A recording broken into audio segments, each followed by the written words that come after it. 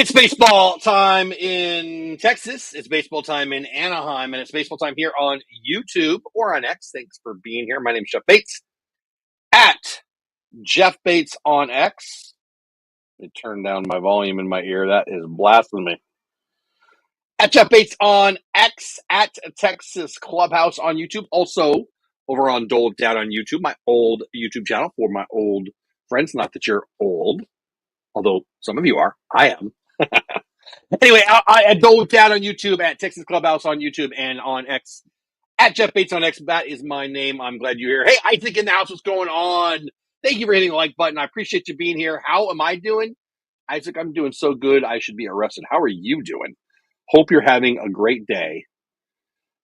Yeah, yesterday was a lot of fun. Logan, all right. Logan, a new member? A new member? I thought you were a member. Is this a new Logan? Do I have two Logans, or did you re-up? Whatever. Logan number one or new Logan. I'm assuming it's the Logan I've already known becomes a member tonight. Thank you so much for being a member again, or for the first time. If it's a new Logan, I suppose that's a possibility. Yeah. Okay, there you go. I thought it was you, but then I thought, well, maybe it's a new Logan. Welcome back. Hey, that gets you a choice in the All-Star Game MVP / Home Run Derby Challenge contest. You can't have Cal Raleigh. You can't have Bobby Witt. You can't have Corey Seager. Anybody else you can have? Good day to do it, too, because, well, the Home Run Derby at least is set, and the All-Star Game has been set. So, yeah, somebody picked Corey Seager. He's not going to be in the Home Run Derby or in the All-Star Game, so that's a bummer. But Logan, you can name a name right now, and I'll enter it. If you do, I will write it down and remember it and put you down for that.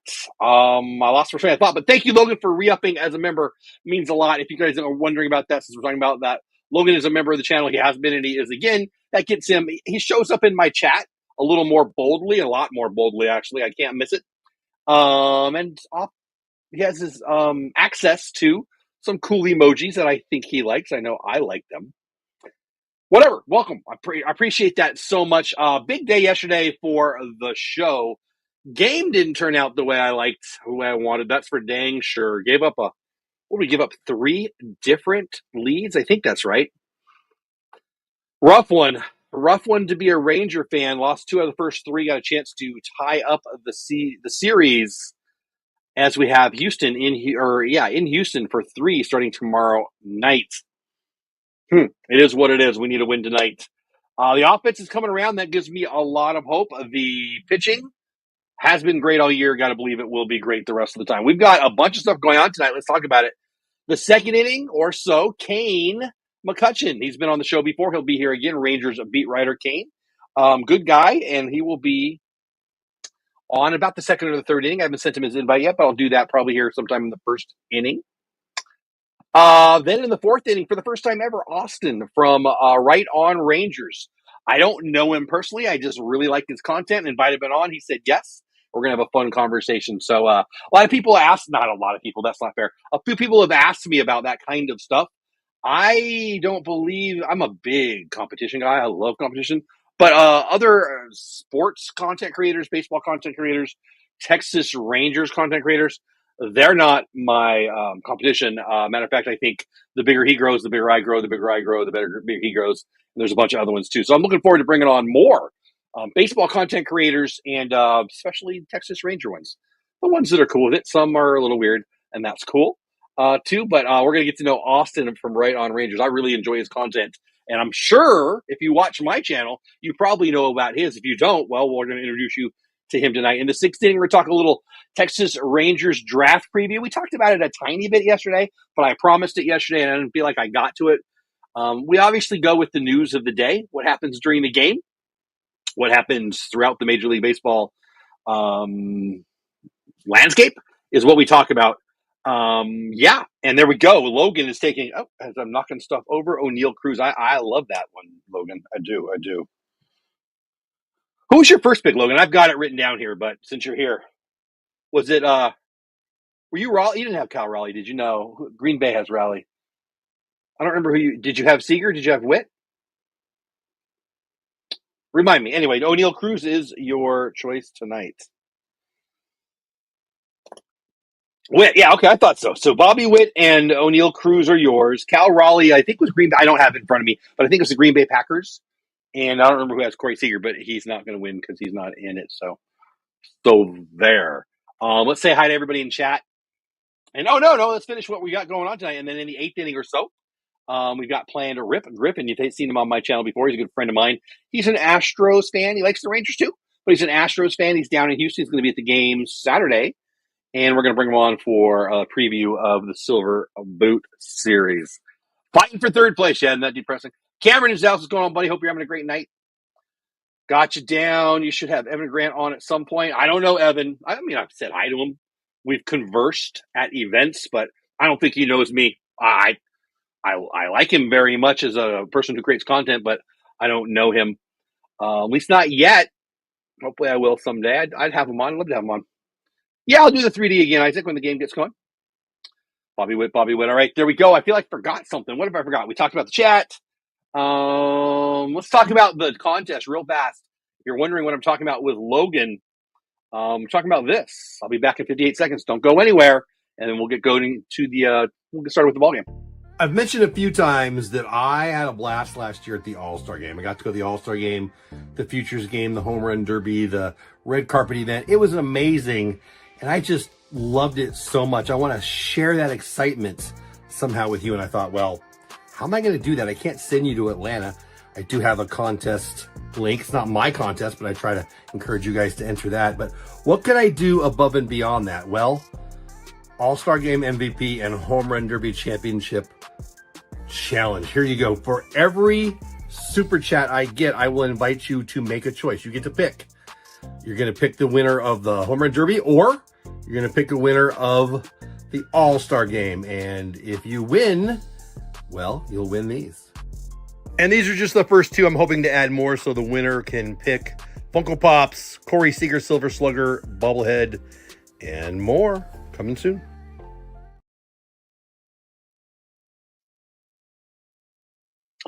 So I played that for you, so you know what the heck I'm talking about when I was talking to Logan, right? So anybody who gives a super chat tonight, or becomes a member, re-ups, or becomes a member, gets a choice.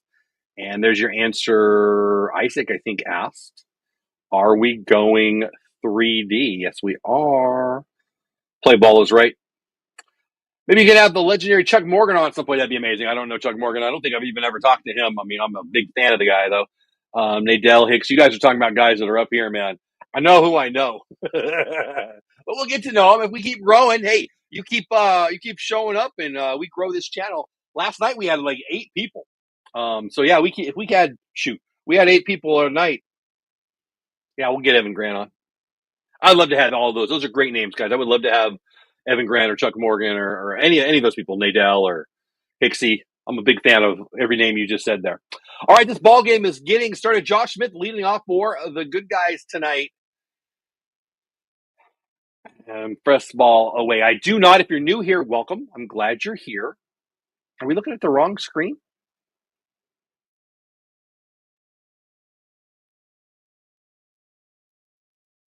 At the screen you guys wanted?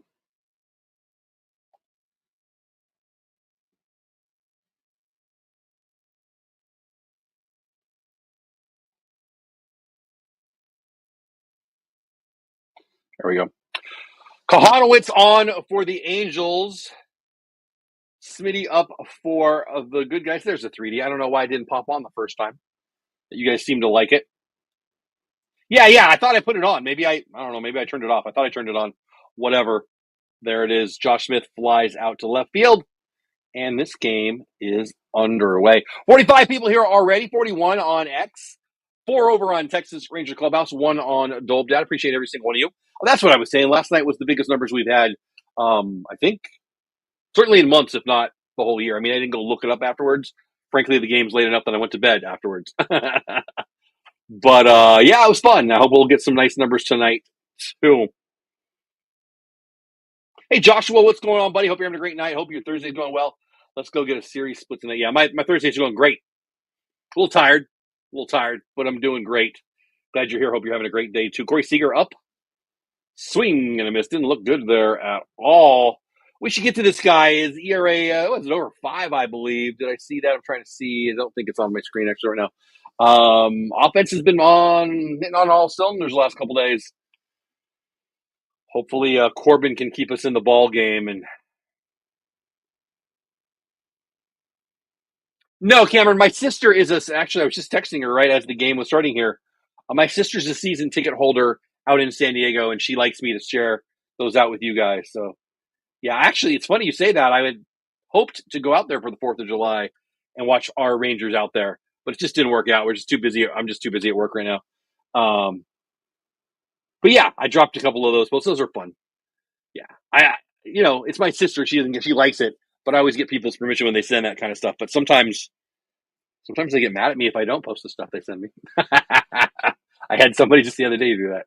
Anyway, Corey Seager base hit into center field, ground ball for a base hit, 1 on, 1 out. We need Corbin to pitch lights out tonight. Yeah, I mean, 10 straight days, 10 games in 10 days on the road. We knew, if you looked at the calendar, you knew this is going to be a brutal stretch. It's hard to have the Astros at the very end, too. It's not, I mean, I don't want to cry and whine here, but it's not ideal. You got to play the schedule that you're given, man. Anyway, 1 on, 1 out. Seager on first. Simeon up to bat. Swing and a miss. Strike 1 again. Oh, that's what I was going to say. I don't do play-by-play. I do sometimes because it's fun. But we talk about the game. We talk about the Major League Baseball landscape, what's going on, and we have guests tonight. Tonight we'll have 3 guests on. In between innings, I'll play a little break, and I will send the invite to our first guest. Again, Kane McCutcheon should be on for a couple innings here shortly. Base hit into left field, 2 on, 1 out. Back-to-back singles for Seager and Simeon. I like it. Anyway, we'll have Kane McCutcheon, Rangers beat writer. We'll have Austin from YouTube. Boy, I'm watching. I've got 3 things going on, guys. My apologies, stopping in the middle there. Anyway, that'll be fun. Get to know Austin a little bit, talk about his content. I really like it. You probably already know it, but if you don't, we'll introduce him to you. And then Rip Griffin, give a little Houston Astros peak for the Silver Boots series. 4-hitter tonight. Adolis Garcia, 1 on, 1 out, 2 on. I don't know why I can't talk tonight. Cameron thinking what I'm thinking. Please don't hit a ground ball right here. Split a gap, score 2. How about that? A lot of talk on my X timeline about trading Adolis Garcia. I don't believe it for a second. But the rumors are out there. The Phillies are the team that I have read the most. I don't believe it, but we'll see. Could happen. I've been wrong about stuff before. That's for dang sure.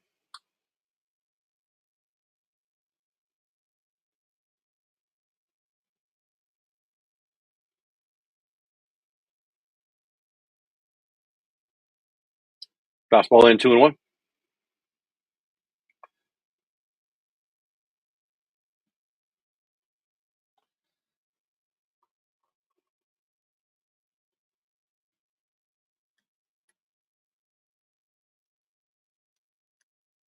Seager still hitting under 230 on the year. Top 15 in the AL in RBIs, though. Elite defensive right fielder. And frankly, I just don't think we'd get a lot back for him in a trade right now. I think his value is much higher on the field than it would be in a trade. But for whatever reason, Rangers Nation seems to think he's the one that's going to get traded away. I think we're largely going to stand pat. Might do something small. Ugly swing there from Doley.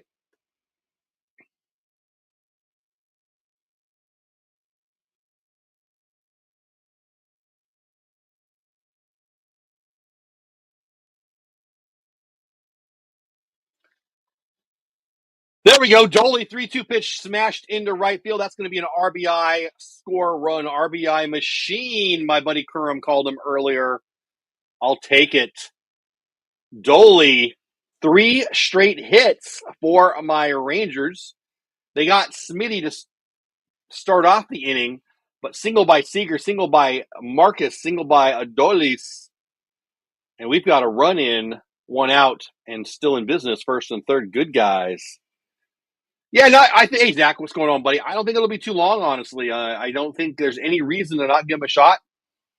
His power numbers were basically the same as J-Rod in Seattle when they cut Tellez and J-Rod became an all-star. That's not fair. I know. J-Rod's elite defensively and a superstar. I'm not saying he's as good as J-Rod, but I'm saying his power numbers are as good as J-Rod's when they cut him. I like it to pick up a lot. I do. And see, that's the thing. Like, we were talking about this last night. Who could we go get? If we were buyers, who could we go get? And I talked about some guys that I would go get. But we need slug, okay? We need slug. And where would we replace slug? Well, maybe at third, maybe at first. Who's the biggest first baseman? Well, Josh Naylor's a name. But they're going to give up if they trade him, they're going to get a lot for him. I don't think I'd want to give up as much as I think the D-backs will want and probably get for him. Then there's guys like Rhys Hoskins. Okay. All right. But then there's DJ LeMahieu, who will basically be free, and Rowdy Tellez, who will basically be free. And we already have him. It just makes a lot more sense to go that route, in my opinion.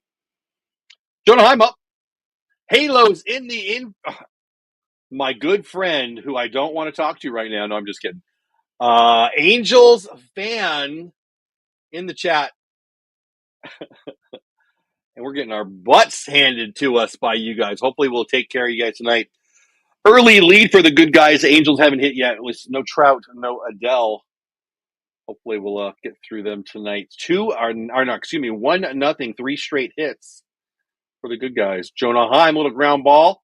4 hits in a row. Jonah Heim, little bouncer into left field, scores another run. Oh, and he's safe at third. I thought the throw beat him, and I didn't really watch it that closely. I thought it might have Doley out at third.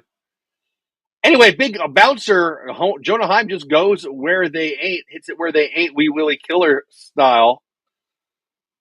To Hopper. Makata almost got there. Zach Neto nowhere in, my goodness, what is he? He might have been in Corona. Land of 4 of the top 150 prospects in the MLB draft. A little east of Anaheim. What is it? You got to go to the 91, right? From Anaheim to Corona. Do I have that right? Anyway, base hit by Jonah Heim, 2-0. Good guys. Halos in the infield shows up and we get runs. Don't you go anywhere, buddy. Good luck for us. I'll take it. 2-0. Good guys. 1 out. 4 straight hits. Wyatt Langford going for number 5 right here. We've had 4 straight singles. Maybe the 5th can be a bomb and we can take a big fat lead and end this game. Let's run rule them again. Logan, there you go. Logan using the emojis. Love it. Angels, what are you doing? Well, right now they're losing to us, but they beat us 2 out of 3, so I'll zip my lip. No, I won't. Nobody believes that. Up and a little bit in. 4 straight hits for our Rangers. 77 people here, 69 on X, 8 over on Texas Rangers Clubhouse. I appreciate every single one of you. My watch is telling me, I got a goal achieved. It thinks I'm moving. I just sat my butt down. Phone, I'm not going to be moving for 3 hours now. Wyatt Langford pulls 1 foul. You're just getting here. Where the heck you been? 4 straight hits for my Rangers, 2-0, top of 1. So look, this is 3 games in a row. This offense has been looking pretty good. We scored 13, albeit a couple off of non-pitchers. 2 days ago. Yesterday we put 8 on the board. And today we got 2 runs in with 1 out in the first. I like what I'm seeing. Ball 3 to Langford.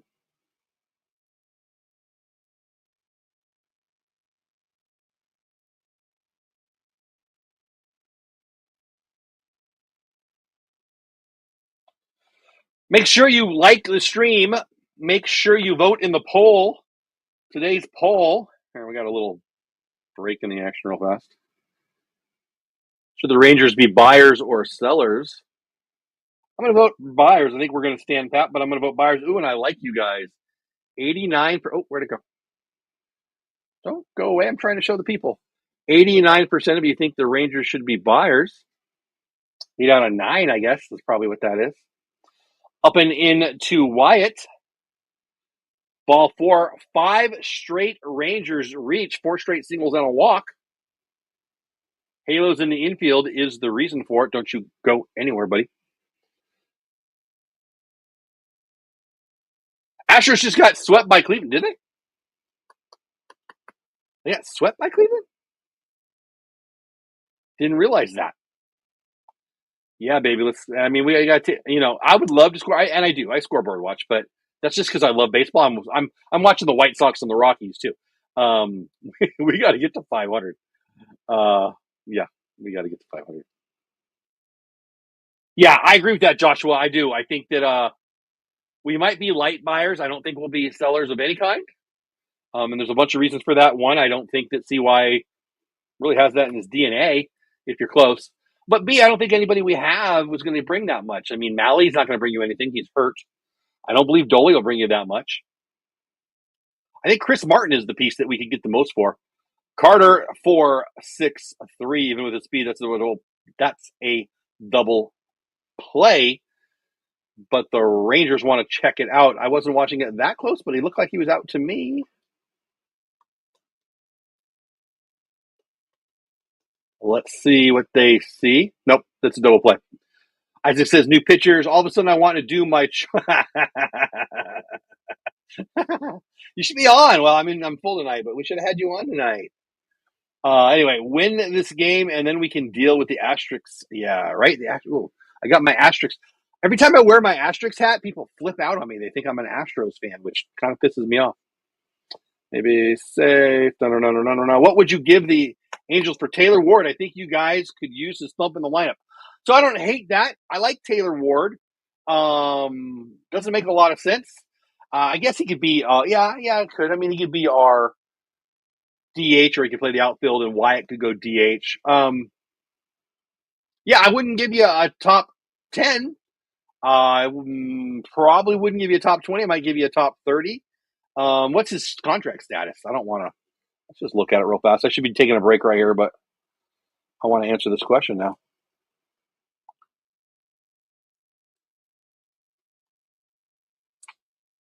Is he a rental is what I'm trying to determine, which I'm assuming he is.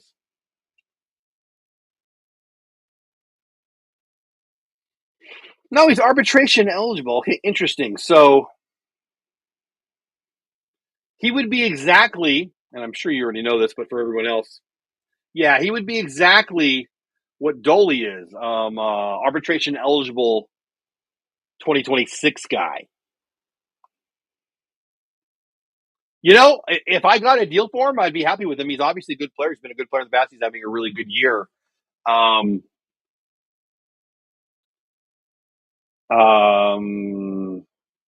probably is not as much as others would give you.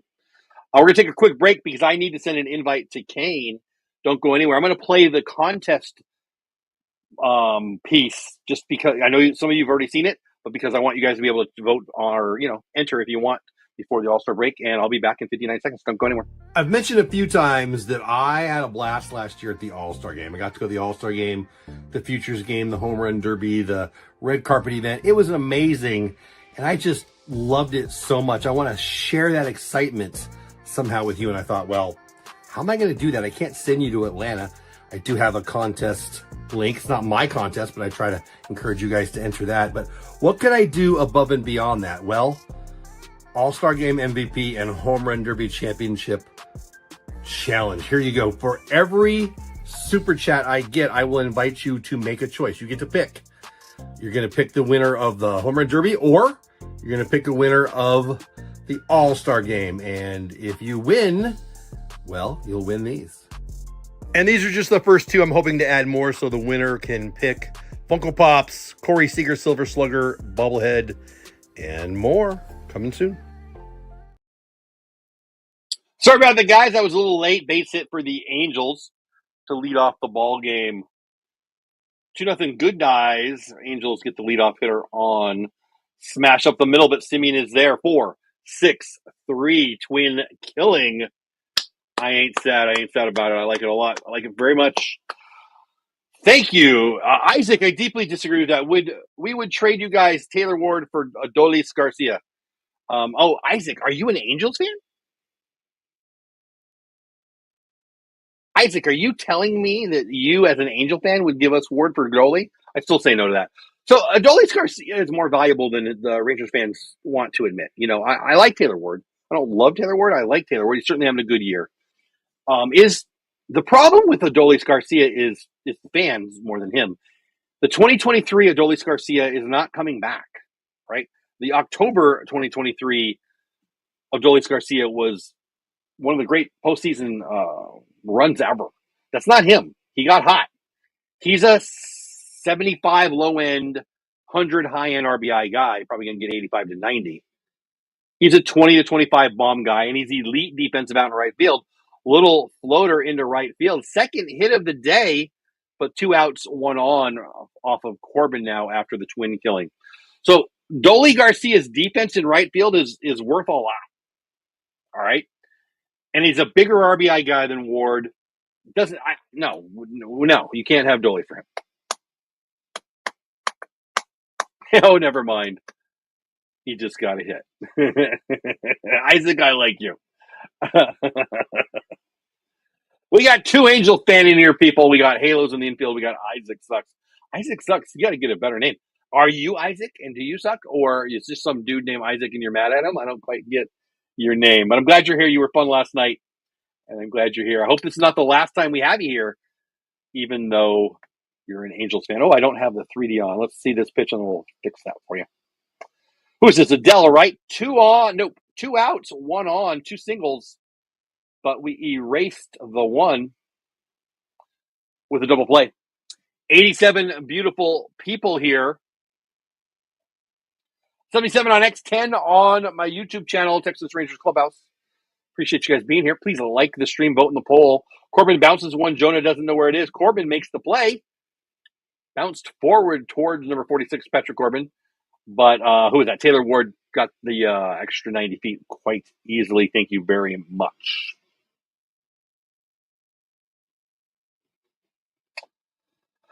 Isaac says it's my brother's account. His name is Isaac. So your brother doesn't like himself?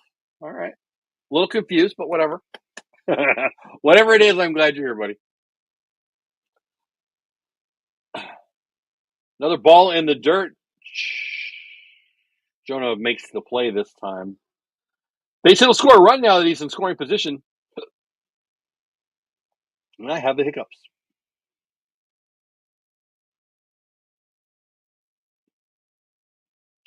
No, Cameron. Probably tomorrow, not Saturday nor Sunday. Third one in a row bounced in there. Jonah makes the play easily this time. Anyway, to answer Cameron's question, I'll probably try to mention this 3 or 4 times tonight. No reason I won't be live. I'll probably set it up tonight or early tomorrow. Sometimes Friday night family stuff comes up, but I'll schedule it and I'll plan on being here. Saturday and Sunday, no. Unfortunately, I will be at work for both the start times. So I'll probably live tweet it from my office because I'm the boss. We'll see how that goes. No, I won't be able to be live, unfortunately, Saturday nor Sunday. We're covering the final 3 hours of the MLB trade deadline. Any chance I would love to, buddy. What day is that? It's a couple of weeks now, right? Yeah, I would love to. The answer is yes. Well, now, okay, hold on. I shouldn't say yes so quickly because I did tell a Boston-based. Hold on, base hit into right field. Dolly's going to make a throw. Plate to plate. Sit down, kid. Trade Dolly, right? Dolly Garcia says, "Are you really running on me, little slow person? Sit your slow butt down in the dugout." Dolly, 9-2 put out. I'm watching the replay again and again and again and again. And I like what I see. Adolis Garcia bomb from right field. Hey, listen, the infield. Let me finish my answer. I've already said yes to a trade deadline show with a Boston-based podcast, pesky podcast. I don't know the time, but I don't know if they want me for the whole time or whatever. Oh shoot, I got to plug in my computer is telling me it needs to be charged. Let me take care of that. But yeah, I mean, I'm sure. I doubt they want me for the whole time. And if they do, I'll just tell them, no. Tell me what time you're going, and we'll work it out.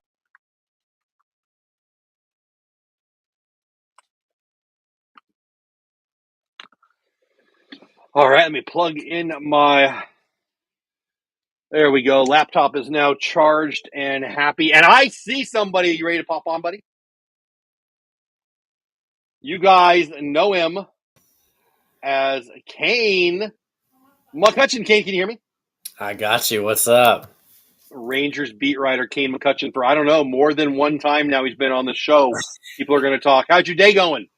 Going good. I'm honored that you keep having me back. I love doing this Oh, stuff. man, you're always welcome. You're always welcome. I like people who know more about baseball than me, and whether you're certainly close if you're not there. I appreciate what you do, and I love having your insight. Let's talk about Kane real fast. We only get him for a couple innings. You don't know him yet. Where you been? He covers the Rangers. He covers the WNBA, which I feel like he should get hazard pay for.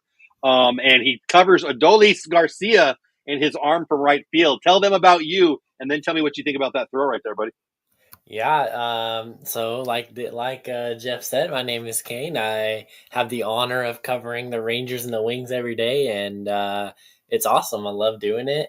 Love getting to bring people closer to the team. And yeah, what a throw by Garcia, man! What a start all around. Oh, that's Right? good. Get the offense, get the momentum with the big play on defense, and hopefully carry it over. Great start. Amen. Amen. Well, now you made me think of what you guys, when I bring on guests, I pepper them with questions. It is what it is. And I've got one for you right now. Are we buyers? Are we sellers? And second question, I'll throw it to you right now so you can take them in turn or whatever. Is the offense back? The offense looks back. 13, 8, 2 in the first inning. Tell me I'm crazy. This offense looks decent to me. So buyers, sellers, is the offense back? And I'll shut up and listen. Yeah, well, I think offensively, it's so many times we get so caught up in the results, but oftentimes it's quality, and we're seeing not only runs, but we're seeing the quality of at bat significantly Yep. increase. We're seeing it from multiple guys. It's looking better than it has really at any point this year. Totally agree. And and the guy who's up right now, he swings and misses a lot. But when he makes contact, nobody hits it as harder than him. Well, very few people do. Of course, he strikes out while I say that. But I really think Berger is set for a nice second half. I believe Langford's set for a nice second half. Simeon's already going. Seager's already going. Am I being a homer? I mean, it sounds like you see it too. No, yeah, 100%. I think you've got a lot of guys that are starting to turn the corner. And, for the first 3 months of the season, it was guys trying to find their way. And now it looks like a lot of them have found their way. And yeah, I think, this type of performance offensively, especially with the pitching that has happened, can spark a run. I think it's going to be real interesting to see coming up to the trade deadline. Can they go on a little run and, wiggle themselves a little closer? If you were to ask me right now and the trade deadline was tomorrow, I would tell you they very well could do a little bit of both, I think, kind of like last year. I know that, and I know that if the right move is out there for a controllable guy, Chris Young is no doubt going to pull the trigger on it.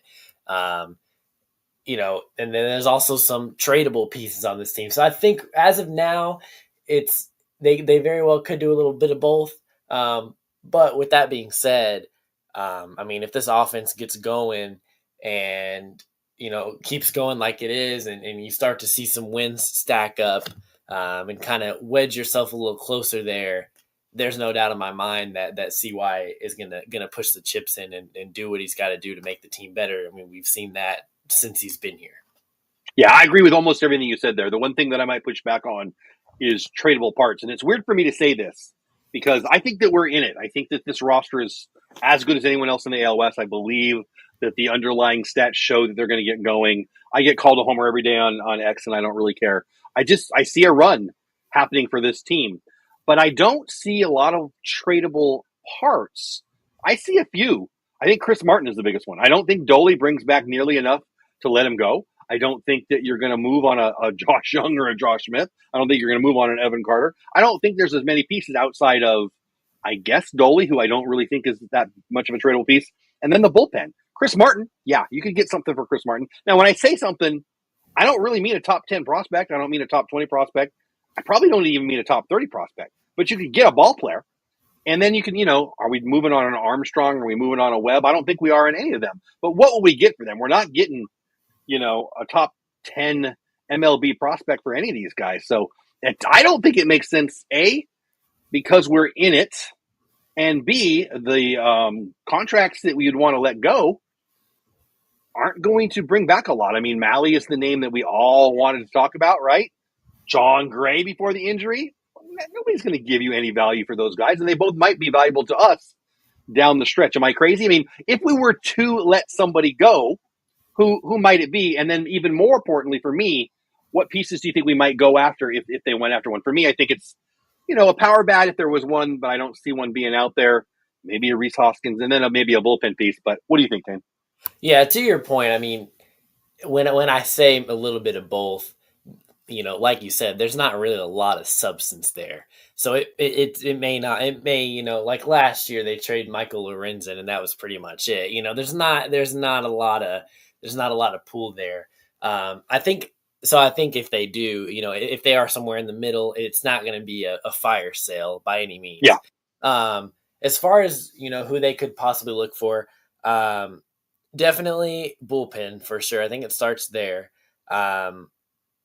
If they spark a run, I wouldn't be surprised if they, look pretty heavily into some, knowledgeable names in the bullpen market. I think that that's somewhere that they could definitely tap into. And then, so bullpen for sure. And then a bat, not going to be like the, top bat on the market, but somewhere in the middle, a bottom tier of the market. If I had to guess, they would kind of look there because they don't have any, gaping holes in the lineup. Really, I mean, you got to find a guy. You got to find the guy playing time when he gets here, and you already have a super utility guy in Josh Smith who has to find playing time. So, it's not going to be anything crazy. But I think those two areas, I think bullpen, and I think a bat could definitely be if we're in the position. I think definitely they wouldn't shy away from that. Yeah. Give me some thoughts on Kumar and Osuna. I'm of the belief, and we talked about Kumar last time I had you on. He looks like a AAA pitcher to me. He's had flashes of brilliance. I really like him to cover the first base and hold on runners and stop throwing fastballs down the middle. But I still love him long term. But to me, he looks like he should be in AAA, and I don't think he's going to give us very many more innings in 2025 wherever he is. So I'm worried about him. I think good timing for John Gray to come back. And then Alejandro Osuna, he's DHing tonight. Are we seeing the end of the Osuna 2025 experiment? He looks to me like somebody who should be getting ABs in AAA also. I'd love to get your thoughts on that. Yeah, I think Ozuna definitely someone that could benefit from at bats in AAA. I think if they need to make a roster move, maybe he's the guy. I know a lot of people would look at like Michael Hellman but Hellman is a guy who can, more can sit on your bench and be fine versus Ozuna that you mentioned, needs to play.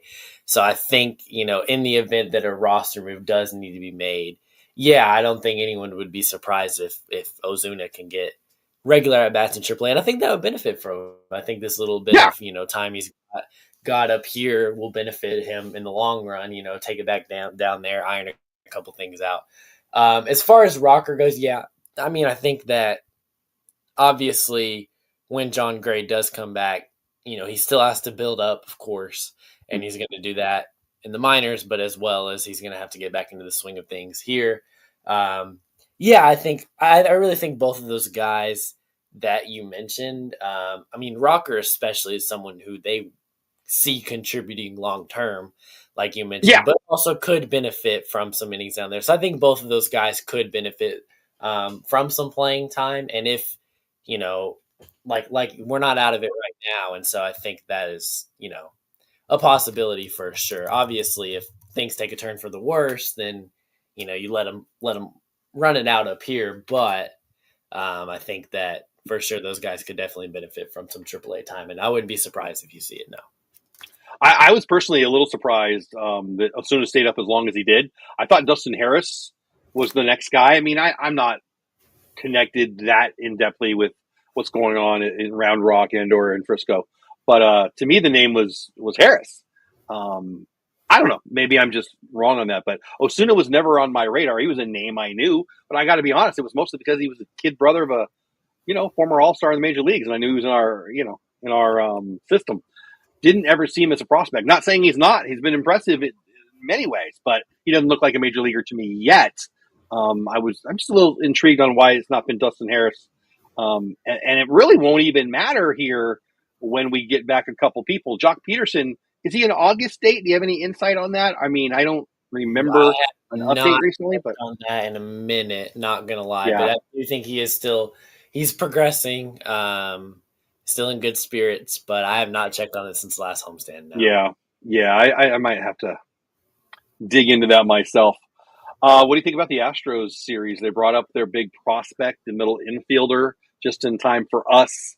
I guess they're having a little bit of scuffle right now, but they're still dominating the AL West. I mean, I was one of many, I would say, who thought last year was it. If they were going to make the playoffs, last year would be the last time they might do it for a while. Yeah, I was wrong. Tucker leaves, Bregman leaves, Jordan hasn't even played hardly, and doesn't really matter. They're still on pace for about 100 wins. What do you think about them, and what do you think about this upcoming series? Is this our last hope to stay alive? Yeah, so I'm actually going out of town tomorrow, so I will be a little MIA this weekend. But I am very excited to catch what I can, and just kind of watch as a fan because, man, yeah, the Astros, Yeah, like you said, just when you think you can write them off, I mean, they right. continue. Like, I mean, I know Jeremy Pena is injured, but what he's done to step up and contribute to the team, and after a rough year last year and the year before, and just it seems like no matter how or who's there, they seem to get it done. And they've been the best team in baseball through the month of June. They were the Yeah, best team in baseball, and it's impressive to watch. And so I think it's going to be very, very interesting to see can the Rangers offense continue what they've done in LA and take it against a very worthy opponent. Obviously, one of those games is going to be a DeGrom game, so that's going to be really fun to watch. I remember being at the DeGrom versus Hunter Brown game, and that game really stood. Kind of looking back on it, stood out to me as one of the better games I've seen on the beat. right. Yeah, Uh, it's gonna be a fun series to watch for sure. But yeah. yeah, the Astros are you can't say that the Astros are a surprise when they're winning. I don't think that's fair, but I think they have been one of the bigger, I'll say surprise, sure, one of the bigger surprise. I mean, it's easy I'll just say it. to For bet. me, I'll just say it. I was wrong about them. I'm not going to say they're a surprise because they keep winning, but I was wrong. I thought, I'm not going to say I thought they were done. I didn't think they were going to lose 100, but I thought it was going to be Seattle and us. And it still might be, but it looks less and less every day. I mean, they're just winning and winning and winning and winning. Drive into left center. Wyatt cuts it off. It's going to be a single. Oh, Hoppy base hit first and third for the bad guys. 2-0. Good guys. We've got Kane McCutcheon, Rangers beat writer, also WNBA Dallas franchise beat writer. You see Reese got on the cover? Yes, I did see that. I'm very excited for 2K. I haven't got back into video games. 2K is one I of know the you're an LSU guy, so I had to. She was LSU, right? Am I crazy? She's yes, LSU. Angel Reese Yeah, was. yeah, okay, yeah, yeah, yeah. I'm very excited to I, see. I know we got SGA on the cover for the men. Obviously, well deserved. Man, yeah. that dude is taking over. This has been his Whew. summer, man. But yeah, very Yeah. excited. I've been tapped into MLB The Show as well. I've been playing that a lot. So I didn't let myself buy it this year. I spent too many hours at 2 in the morning. Like, what am I doing? Last year, I didn't let myself buy it this year. But that's good stuff. Do you play online against people? Do you go live? I do not yet. No, I don't. I think in the future, streaming and gaming is definitely something that I want to do. For now, I just kind of play for fun. Um, but I do play online. Yeah, I do play online against people. I've played against fans before, so that's always fun. Maybe I was starting going to say, in the off you should. season. That was an off season thing my first year on the beat, and that was actually really fun. So I might have to do that again soon. Love it. Yeah, I do enjoy playing from time to time. I know the new college football game just came out, so I've been playing that a little bit too. But yeah, Yeah, I haven't let myself buy Madden. I've never had a college football one, and I didn't let myself buy the MLB. I don't want. I need some sleep, and I just can't do it. Last year I stayed up totally. too late. What's your favorite part of the MLB show this year? This is for me. Oh What am I man, missing out on? I saw they had the college. You could play the TCU and such. So I kind of yeah. was feeling bad I missed out on that. I think that was honestly my favorite part. And this is the Yeah, first time. This is the first one that I've played on PS5, and the graphics are just insane. So yeah. yeah, definitely just seeing that the detail in the game. But yeah, the road to the show has been really cool. The college aspect of it. Yeah, so I don't know. it's kind of the same, obviously the same concept every year, but I think I've really been enjoying the graphics a lot. When I saw the Road to the Show had the college stuff, I'm like, oh, just buy it. Just buy it. But no, I haven't done it. I'm proud of myself. Kane McCutcheon, Rangers beat writer. We got a good game so far here. 2-0 Corbin looking pretty good. Strike there on the edge. Rangers 4 straight hits to start off today.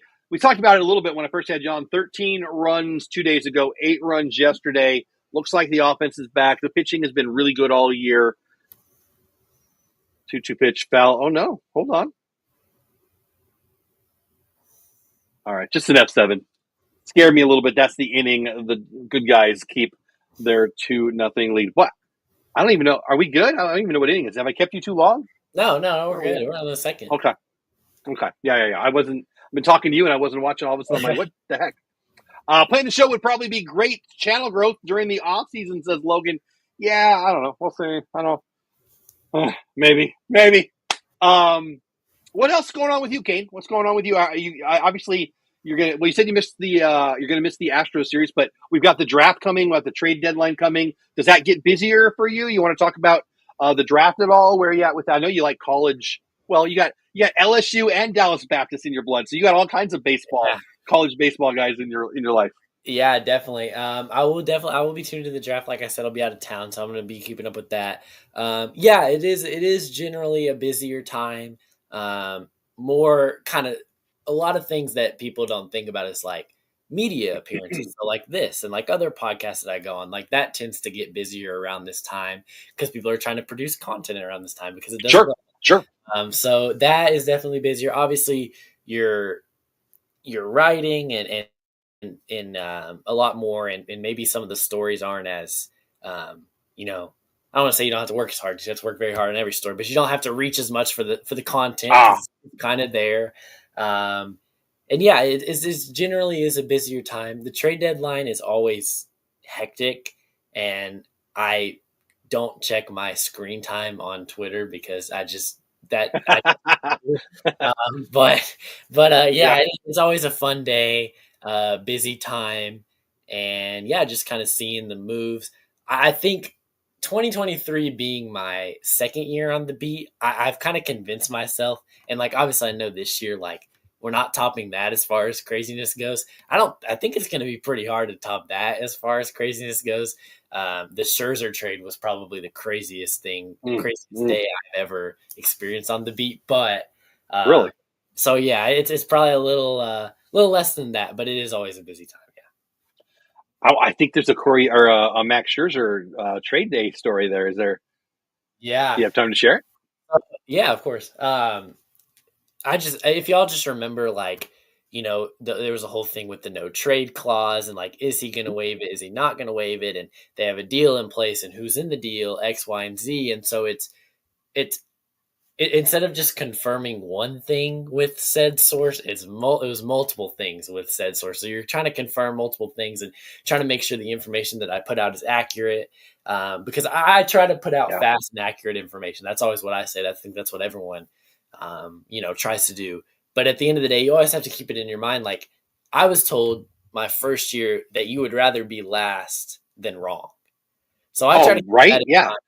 You put out 2 or 3 tweets that are wrong, nobody's going to listen to you ever, right? So I try to keep that in mind every time I'm putting something out there. And so it was trying to make sure you have all the details, right before you send it out. And then so when it happened, it finally got through. And this had already been a couple hours when, just trying to work through the details and get the details out there. And then once that happened, I have to go write a story.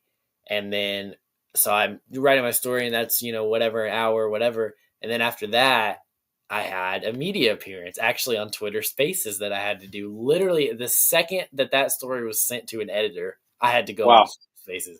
And that was 2 hours. So that very, very much turned into a 5-hour experience that I still say is probably the craziest story that I've had since I've joined.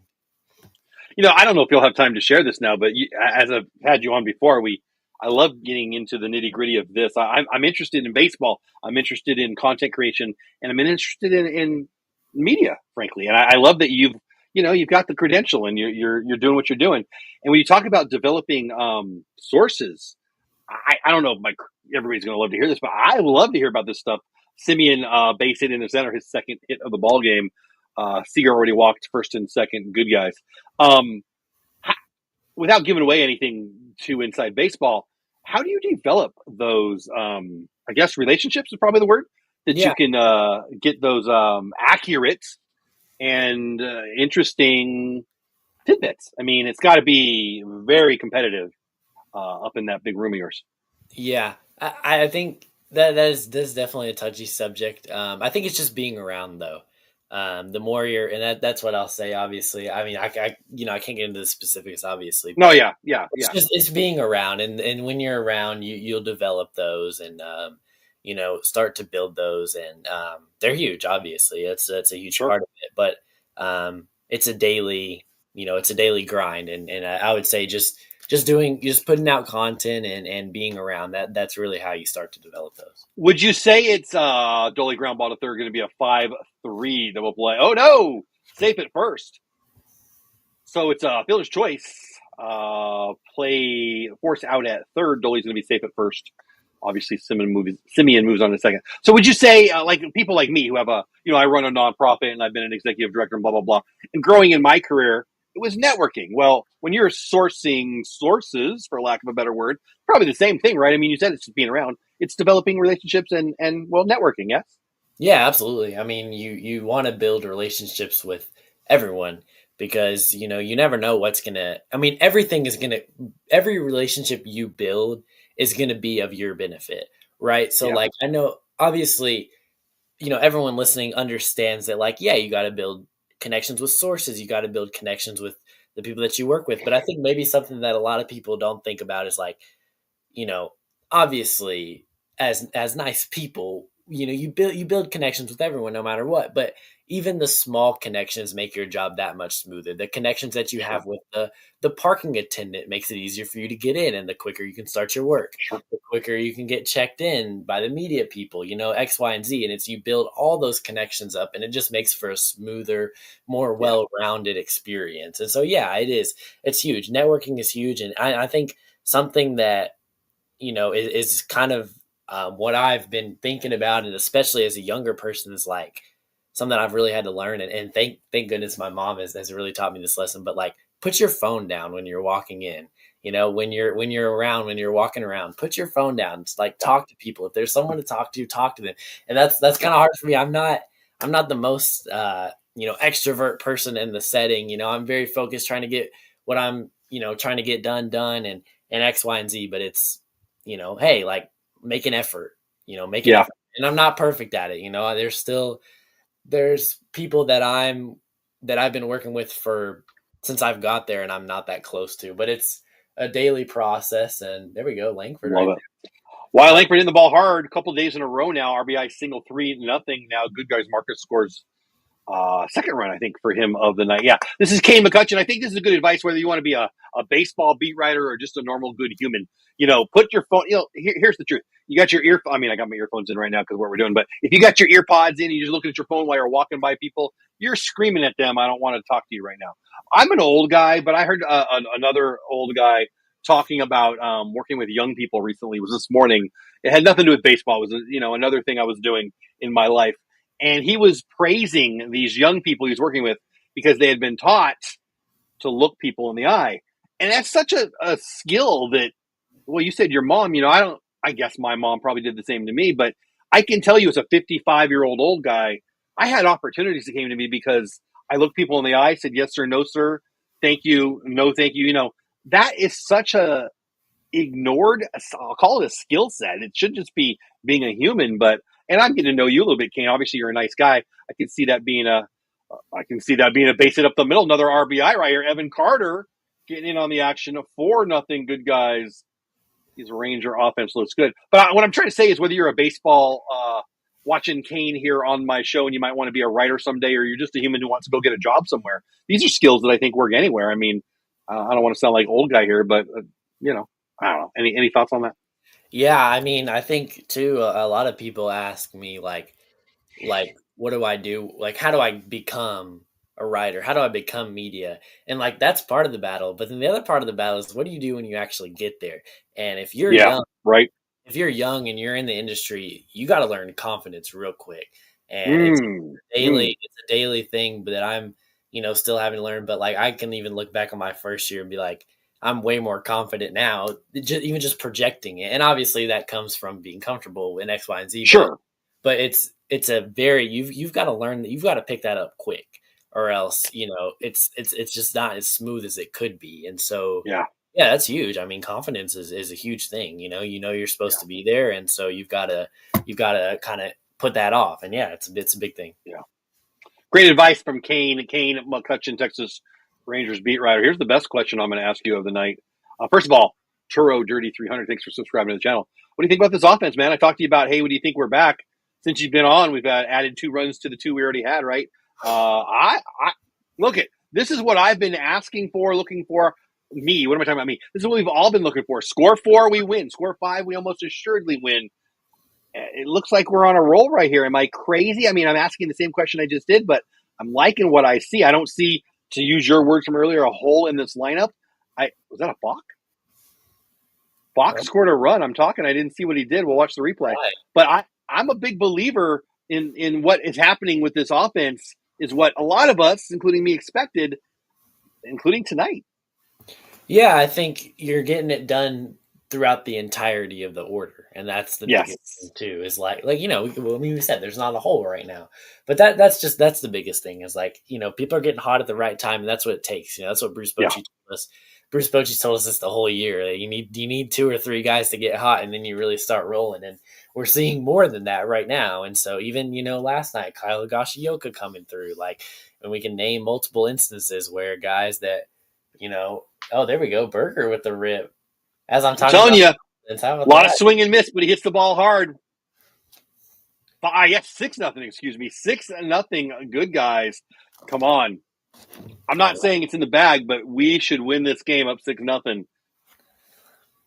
Afraid to even say it out loud, but this is enough runs to win. 13, 8, and now 6 in what are we? The 3rd inning.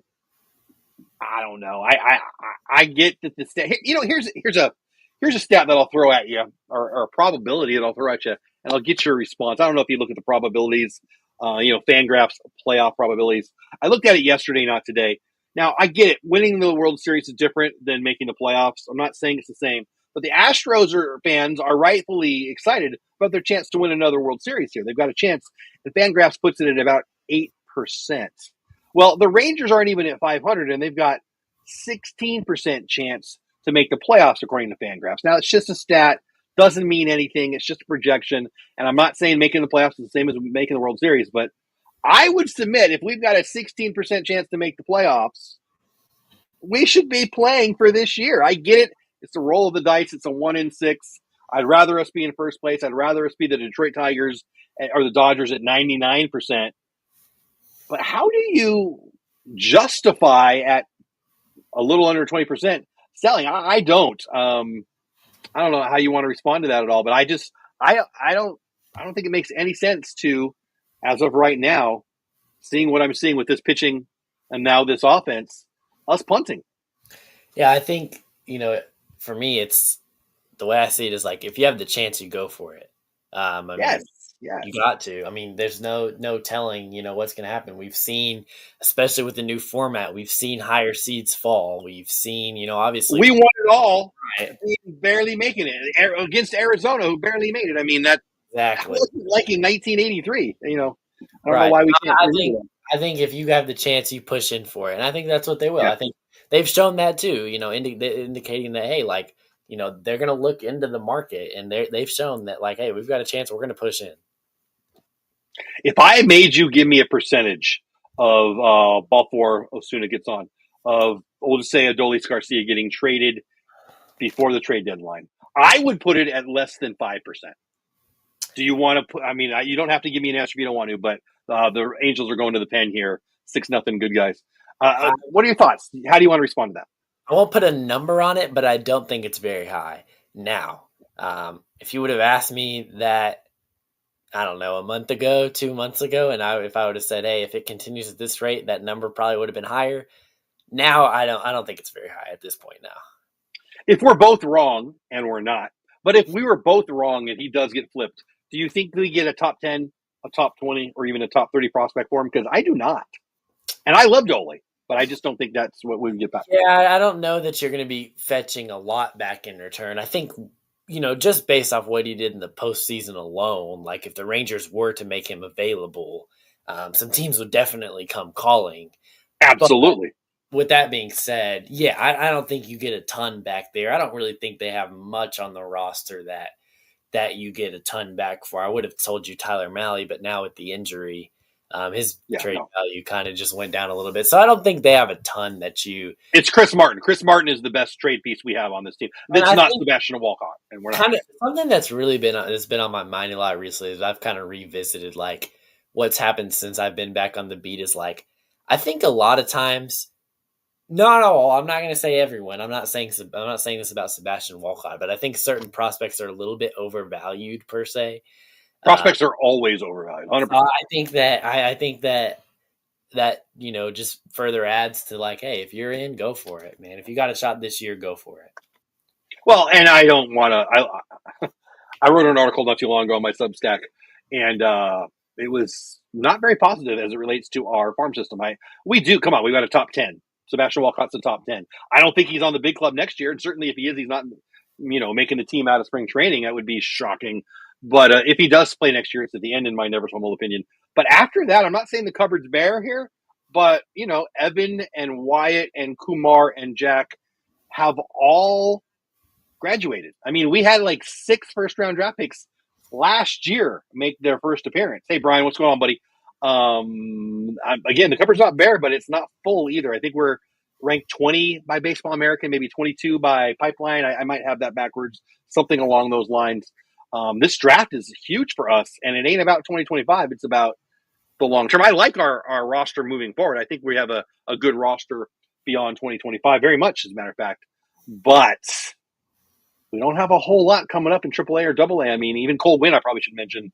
And by the way, that would be a piece that people would give us some value for, but not a top 30. Yeah, I think I'm not super tapped into the farm system as someone that covers the big league team, but yeah, it's not amongst the best in baseball. There's some pieces there, and I think more so now, like you mentioned, like now we're on. I think a lot of people. A big misconception is that development stops when a guy reaches the big leagues. Now it's how can Evan Carter and Wyatt Langford and Kumar Rocker and Jack Leiter continue to develop and move forward. There is some pieces there, like you said, and I think the draft, obviously, you're going to be able to always rebuild through the draft as far as that goes. So we will see there. But yeah, I mean, there's not a lot of substance there, to your point. Do we have in our future the Kane McCutcheon mock MLB draft coming to our inboxes? I have not done a mock draft. No, not super tapped into the draft. I will obviously be putting out some content when that piece is selected. There we go. Corey with a nice riff right there. Man, look at this offense. Art's coming, huh? All right, you're never allowed to leave now, buddy. 7-0 good guys. Corey Seager, who is slower than Bruce Bochy, but just keeps raking balls into the outfield. Every time he slides, I heard somebody say this on X the other day, and I feel it. Every time he slides, I feel like my kid's going to the hospital. I watch him get up. But boy, he can rake, can't he, man? This guy, I saw something on the pregame today. I was had my audio on real low, but they were talking about how he's hit home runs on pretty much every pitch possible the past couple of weeks. There, we're going to have another base hit. Marcus drops one in, puts an umbrella on the ball. 27-0. My Rangers over the Angels. Here's the most important question. No MLB draft, mock draft article coming. So here's the article I want to from Kane, or maybe from me. Best uniforms in the AL West. Okay, it's our baby blues. But number 2 might be these Angels 80s stuff, right? What are your thoughts? I love the Angels look they've had for this series. These are sick, no doubt. These are definitely up there for sure. I like the A's colorways. The Mariners have nothing that piques my interest. And I know I'm going to catch some heat for this, I think the Astros, the Sunday uniforms with the stripes, I think those are absolutely hideous. But the City Connect jerseys, the new ones, the new City Oh Connect no, that they I came have to out look with, it up. I like those a lot. The first ones they had were awful, but the I'm looking new up the Astro City Connect right now I because I am don't. Oh, okay. Yeah, I don't hate these. Yeah, yeah, yeah. I'm with you. But yeah, I I know didn't remember them, but Angels are these Angels uniforms are definitely sick, and I know I have yeah. some good memories as a kid when the Angels would wear these and the Rangers would wear their throwbacks too. I wish stuff like that came around more often, but You know, I like because I love. Cameron says I love the powder blues. Me too. I like the added revenue that the City Connects brings to my team. But I wish it would be throwback. I really do. The best jersey in all of sports, and it's my opinion, but I'm going to state it as a fact because it is this. Well, now the LA, formerly San Diego Chargers, throwback baby blues. Now my Rangers, you put the baby blues on a sports team, I am in. I love the Rangers baby blues, but these Angels '80s ones, they're one of my favorites. I will say the worst ones, probably the City Connects from San Diego that look like I don't even know what they look like. Some kind of neon. I don't know what the heck that is. I hate it. And I got a sister who's a season ticket holder down there, and she loves them, and they all love them. I think those things are hideous. yeah, I'm not a fan. I think a lot of the City Connect stuff for me was kind of a pass. But I will say now that teams are starting to get new ones, the second wave has been a lot better than the first wave. In my opinion. Yes, I agree. I agree. You know what? I've got the Ranger City Connect jersey, and I got the hat. I think family members got them both for me, and I wear it around. I like the story. I like the Ranger City Connect story very much. I don't love the jersey. I don't want to get people mad at me because it's so popular. They've But grown on me a lot for sure. yeah. Like you said, especially hearing the story. When I don't remember this obviously. I was like 2, but my first baseball game was a Fort Worth Cats game. So that was kind of Nice. a full circle moment for me there. But yeah, I do agree. I think that at first, they I wasn't a fan. I'm not a fan of colored pants unless they're powdered blue. I won't Well, lie. now you just said you like. Oh no, you said you don't like the Astros colored pants, didn't you? Yeah, no. If it's let's stick with the white or the gray.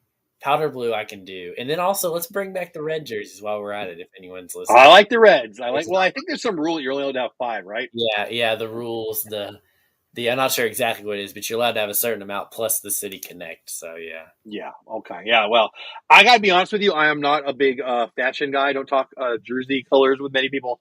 But well, for whatever reason, I do. I love what the Angels are wearing right now.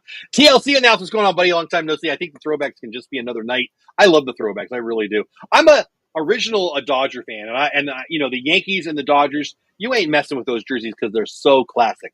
But I get, the more jerseys you have, the more revenue you have. I mean, shoot, the Oregon Ducks are the ones that did this to us. Every Saturday they have a new jersey, and they're usually pretty cool. But that's a whole Nike thing. They look like the Banditos. What are we talking about? TLC said, what? White Sox City Connects. I like. Yeah, yeah, yeah. Brian's in the house. On your poll, you need a third option. Both buyers and sellers. I do not. Oh, I'm covering Kane's face there. Sorry about that, buddy. I do not subscribe to you can be a buyer and a seller. I think that's just somebody you're trying and see why he's going to do it, as Kane said earlier. But everybody's doing it. You're going to see what comes. I mean, you're going to pick up the phone and you're going to answer the phone, and if options come, you're going to take it. I think buying and selling, to me, that's what, well, these Angels did a couple of years ago, where they picked up, Giolito and the big power hitter, the right fielder. I can't think of his name right now. And then they flipped him like 5 days later. And that was like 6 months after they gave up on Ohtani. And, I like to make fun of the Angels because, wow, they've got a weird recent GM history. Let me ask you this. If we were to make a deal, whether we were buyers or sellers, do you have any, I'm not going to ask you if it's insight, any feeling about what teams we might be talking to? Maybe that's who might be available, or maybe that's who, historically CY and the guys in Arlington like to deal with. Any thoughts on that? Because I've heard some stuff inside the AL West, which I just don't believe in. I'll shut up and listen. What are your thoughts? Um, this is the question that every media member gets asked, and then we try to ask and get answers and don't, because they don't talk Sure. about specifics like that Yeah, ever. I know. But I think that if they do spark a run, like I said this earlier, I think let's say they go on a run before the trade deadline. I wouldn't be surprised if they fish toward the higher end of the reliever market, which Really, that's good news to me. I don't know if I agree with you, but I want to be wrong and I want you to be right. I mean, bring me I, a Class I'm A, not, bring me a Helsley. yeah, I don't know that they're going to go out and pay, crazy money for. I guess maybe I'll say aggressiveness. I think maybe they would be more aggressive in bringing in a one or two relievers versus like the higher end. I'll say they'll be more aggressive. I'll phrase it like that.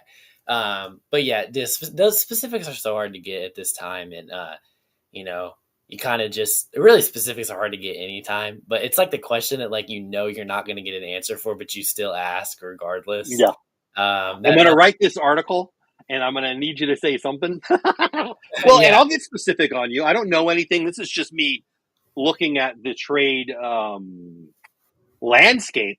Cleveland wants to make some moves, and they've got some pieces. Clase, obviously, we can't trade him Kluber back, but Clase likely to be dealt probably. And I've seen things, and it's just what I'm reading. Who knows what's just clickbait and what's real nowadays? But maybe you take Clase and Quan.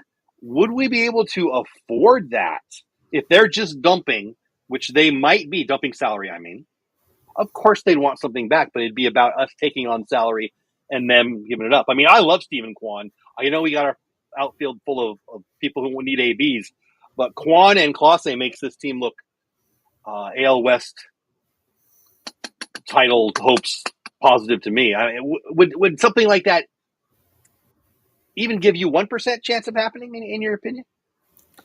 I would.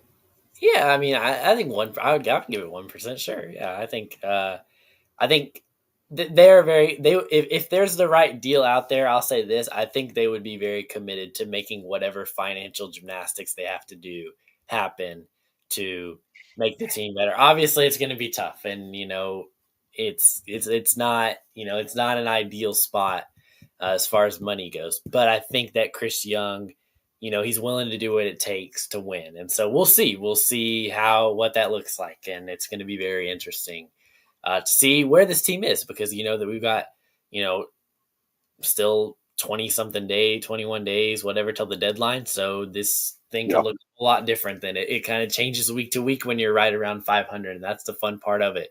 It's going to be a fun couple weeks. Yeah, I agree. That's Kane McCutcheon, our Texas Rangers beat writer, also the Dallas WA franchise, and Kane are buddies. If you're into the WNBA, if you're into the Rangers, obviously you're into the Rangers, you wouldn't be here. Give Kane some love. Where can they find your stuff, buddy? If they're just getting to know you now, tell them where to find you. My stuff is on X at Kane_McCutcheon6. Would love for you guys to come check me out. I post some content there. I post my stories there, and come check it out. Agree with me, disagree with me. I don't care, because I'll still have a job either way. But would love it. Tapped into the content. Love when the fans show love. Always love seeing everyone and replying to everyone and seeing y'all at the ballpark too. So it's awesome. I'm going to let you go, but TLC dropped a question. I don't want to ignore it. So, you think Josh Young is trade bait with Josh Smith, third base? He could be traded. I'll dive in real fast. Not a chance. He's cheap. He's a stud, and we just sent to the minors that it doesn't exactly expand his value. But I'll shut up and listen to Kane, and then we'll let him go. Yeah, I mean, I don't have much more to say than that. I'm not seeing it. Yeah, it's not going to happen. Any word on his return? Or I know Sporzy threw on the side, and so did Gray. Before I let you go, I should ask you all three of those. Yeah, Josh Young, Sporzy, Gray. Yeah, as far as the pitchers go, both of them are progressing. They're both looking good. It's been a long road for both of them. I mean, seeing it up close and seeing them both rehab, and they're finally getting to the point where it's like, all right, they're close. They're continuing to progress close. Josh Young, not sure exactly the time frame on that. Haven't been too tapped in there, but there's whatever they want to see, really the approach. So I think this expansion a little bit. So I think when that starts to go down, then he can get a good idea. But they want to be comfortable coming back up, and no doubt he's going to be ready to come back up when he does. So not too sure the exact time frame on that, obviously, since that's not an injury, but will be interesting to see. And they no doubt have some things they want him to accomplish. So I wouldn't Real expect quick, too long. real quickly on Rowdy Tellez, do you think he is insurance for if we lose Berger and or Peterson doesn't get back, or do you think they're going to give him a shot and some ABs? And would that get into Jake Berger's AB account? I know I told you I'd let you go, so I won't keep you too much longer. But I'd love I your think thoughts on the Rowdy pickup. I think he's obviously an option. He can play first. He can DH. A power bat, right? They need power. Maybe They slug. need slug. Yeah. So I think he could possibly factor in somewhere. We're going to see, obviously, like you said, with Jock. I think that, depends on, maybe who's going and who's not. If someone's, scuffling a little bit, maybe he gets an opportunity. It's another one of those, like, he is not going to get a huge opportunity, but he has to make the most of it. And that's so tough Yeah. for the guy. But I think that he definitely could factor in, or it could be a guy that maybe we don't see him. It's going to be interesting to see kind of what he does at Round Rock. But I think if he's tearing it up down there, and I saw he had the home run the other night, if he's tearing it up down there, I think a power bat like that, I think he definitely could get a shot for sure. Yeah, I was intrigued by that pickup. I think my first thought was, it's Jock, for the left-handed power bat at DH. I thought, I hope that doesn't mean anything, because I just don't think they're going to give up on Berger. But what do I know? I know that Kane is a great guest and a great dude, and I really appreciate you spending a little time. I kept you a little long. Sorry about that, but I want to get those questions in. Anything you want to say to the people before we say goodnight? Yeah, well, I appreciate you for having me. Love to come back on. Would love to come back on for a whole game soon, so we can. You got it, buddy. We'll make it happen. Yeah, I think you're busy for the Astro series, and so am I. And then we got the break, right? We got the break after that. But I'll bug you after we watch. Jacob deGrom throw one inning of perfect baseball in the All-Star game. I guess that's all we get. Is that our only guy we get? I think it is. Yeah, I have to agree there for sure. Have a great weekend, buddy. I appreciate your time. I'll talk to you soon, and we'll get you on for the whole game here soon. All right, thank you for having me. Thank you. There he goes. That's Kane. He's a good guy. Give him some love. Check him out over on X. Just sent got a note from our next guest. Let me read it here. All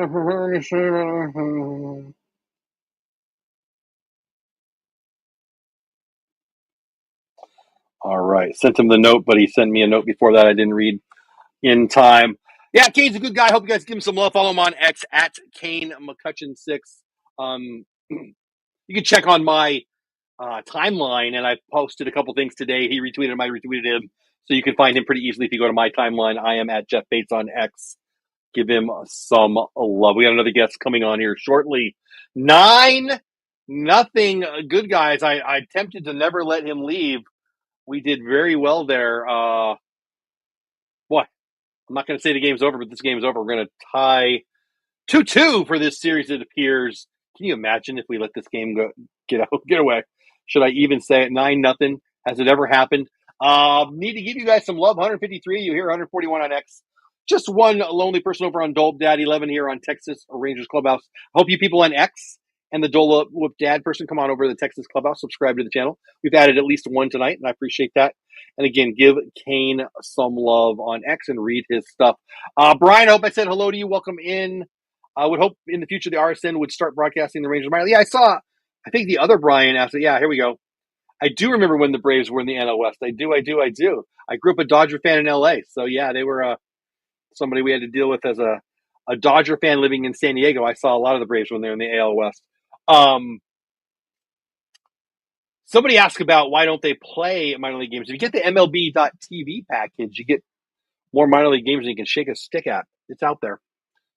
It's a good deal. Matter of fact, I think you get the whole season for like $49 an hour. I think I saw something like that. I think we answered all the questions. Young's not going anywhere. I love minor league games. It's funny you say that. My sister, who I've mentioned a few times on the broadcast the last couple nights, asked me about if I've been out to Frisco. I'm like, yeah, it's right down the road. It's fun. So I've not done the lazy river, but get me in. You know what? I'll take off my shirt and show off my former abs, now blubber, and get float around and have a good time. Been down to Round Rock to watch games there. I have not been to a game at Round Rock. Ground ball, play at the plate. Weird. Delayed. Okay, they're going to give up the out there. Ground ball to first base. Delayed throw to home. The runner goes to third. Obviously, the base runner goes to second. Forced out at the plate. Langford makes the Gets thrown out. I watched the replay here. Yeah, Langford just goes when he shouldn't have went. Yeah. He might have been. He might have needed to because was that Seager? Somebody run up on him. Whoever's behind him there, run up on him. Is that you, Austin? Do I see you back there? Give me one of these if you're ready. There he is. We're gonna have Austin on here shortly. Let me make sure I got it set for the right. Boom. Here we go. There he is. Let's start off with. Can you hear me, buddy? Yes, sir. Awesome. This is Austin. Right on Rangers with Austin. Guys, I don't know him personally yet, but I love his content. If you don't know him already, where you've been, right on. You know what I noticed, Austin? When I sent you the invite and you said yes, I went and looked at how long you've been doing it. Looks like we started our channels right about the same time, January of 2023, which was a surprise to me. I don't know why. Yeah, a couple years ago, it was. Look, it's really been quite the progression over the past couple of years. I started out kind of trying to cover a little bit of everything, like all sports, and Really? I've been a Rangers fan for I would say almost 25, 26 years, and I just decided to kind of fully embrace it, and here we are. I love it. I love it. Well, that was one of the questions I planned on asking you. Let me tell you a tiny bit about me. This is my second monetized YouTube channel. I love YouTube. I love content creation. I love baseball. Used to do a Disney family channel. I still have that channel, but got a little annoyed with Disney, frankly, and just wanted to move on from it. My kids are a little older, and so I did the Disney thing mostly because I wanted to, have fun with the kids. And now I got grandkids, which are going to probably start being into it. But I learned to love YouTube doing another channel. And my wife, my mom, everybody said, "Why aren't you doing a baseball channel?" And I said, "I don't know." And I finally, first day of late in 2022, probably the week after Christmas, but before New Year's, I decided they're right. Let's do it. And I think that you started right about that same time with this channel. No, absolutely. And I'll tell you what, man, you're awesome. I thought Thanks. I was doing it big, going eighth, ninth inning, and then post game. You're doing the whole game, my guy. That is awesome.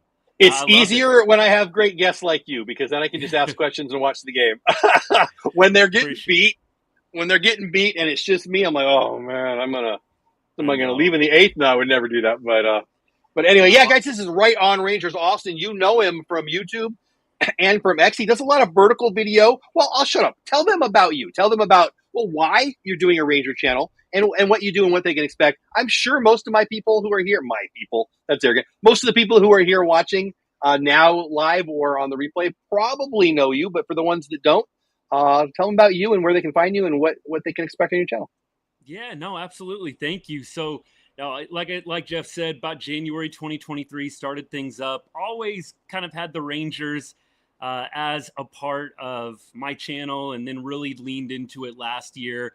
Decided to go live after nearly every single game, and then I slowly progressed into going live in the eighth, the ninth inning, and I just started this honestly as a way to connect with other Rangers fans.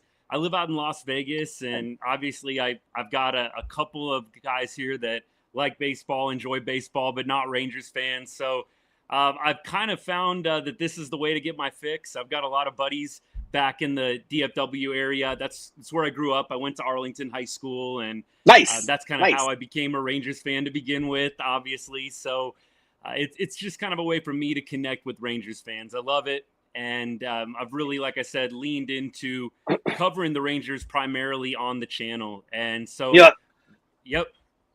I love that. And that's one of my friends, Halo's in the infield. I don't know if they're still here. They were in earlier. They do Angel content, and they live in Arlington.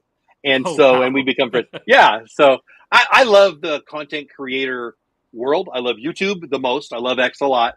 And I like it outside of baseball content creators, but obviously my favorite are, baseball content creators. I mean, I was listening to as I was prepping for this show, actually, and eating my dinner, I was listening to a San Diego Padres live stream, kind of a podcast on YouTube. And I like local content creators. When I mean local, I mean, of one team more than I like the national stuff. I watch my fair share of, John Boy. I know what he's putting out there. We're all watching that stuff. But what I really like is, the California, Anaheim, LA Angels content creators, or let me ask you, will you stay a Rangers content creator fan / or will you migrate to the Las Vegas, don't call me Oakland A's. 2 years from now, right? Yeah, no, no migration. Definitely not sticking with the Rangers, thick and thin, man. Rain or shine. So I'll definitely enjoy though, Jeff, going to maybe 7, 8 games a year, getting to see the Rangers in my own backyard here. I'm really excited about that. Dude, we're just getting to know each other, but let's plan those road trips now. You could be the host, and I'll bring some Rangers fans from here to you, and you could show us around that unbelievable palace. Obviously, they haven't built it yet, but what Right. the drawings I've seen look like something that might be, I don't know, somewhere in the Middle East or something, like the richest of the rich people. Have you seen these? I'm sure you have living out there. Oh What are yeah. your Oh thoughts? yeah. No, it's gonna be beautiful. I mean, it's gonna have that outdoor feel. You know, you can see the view of the strip really from anywhere in the ballpark. But of That's course, it's crazy. closed out. You got the AC, so you're not going to be out there in the 115 degree summer heat. So it's going to be the best of both worlds. I love it. And so the A's don't exactly have a traveling group of fans that are going to migrate to Vegas with them. I just think, I guess the Vegas people may or may not come together and become fans of that team. But I will say this: they're going to sell those suites out. There are people with money going to that town every week and every weekend. I can see them not having a local fan base, but having a national fan base because of it. Not unlike what the Dodgers are doing in Asia. Maybe I'm getting too far down the road, and we're going to have to talk a little bit of Rangers here at some point. But I see good things happening to that Vegas franchise, and I certainly like some of the players that the A's currently have. That's going to be exciting here in a couple of years. Yeah, I've said a number of times. I mean, you know, clearly they're not having a great year this year, but they really are, I think, pretty talented in terms of the young Offensively, players they they sure have. are. And Yeah, they don't yeah, I have pitching mean, yet, but whew. yeah, no, that and hope maybe that'll come along. I mean, hopefully not too much. Obviously, we don't want any of Yeah, that coming at the right. expense of the Rangers, but yeah, I think they're going to have a decent squad in the coming years. I really do. Yeah, I do too. Moncada baits it off of Corbin. We are 2 outs, bottom of fourth. Sorry about that as I cough in everybody's face. 9-0. Good guys. Austin from right on Rangers from Vegas to you. Isn't that neat? That's one of the things about YouTube that I love. I mean, I just think that I guess it's probably to your advantage time wise, right? Are you 2 out? Are you Mountain Time or are you Pacific Time in Vegas? No, Pacific time. I mean, I tell everybody Okay. it's the best time zone in the country to be a sports fan. You just get Yeah. you don't ever have too late of a ball game. I mean, during football season, the last game starts at 7:30, ends at 10:30. You know, on the East Coast, you're watching till 1:30 in the morning if you want to stay up that late. So, no, it's a nice place to be a sports fan. That's for sure. Yeah, Austin, I'll hear here on that. I grew up in San Diego, born in LA, grew up in San Diego, moved out here in 2011. And the thing I love Texas. I love it. Well, there's two things I don't love about it. One, it's too freaking hot here in the summer. What the heck? But two, it's that. I don't, especially the NFL too, but like tonight, anytime the Rangers are on the West Coast, Mhm. it kind of sucks. I mean, Right. I'm a little older. I got to wake up early to go to work. Not always, but the days all week I've been getting up kind of early, and yeah, I'm glad they'll be back in Houston tomorrow so I can get to bed. And it's not even that. I'm not going to bed right when I'm done. And let's be real, like you go live. Let's go back to you. You go live for the last couple of innings, and then you do a post game show, which is weird because I was thinking about the beginning of the year I was going to do a post game show.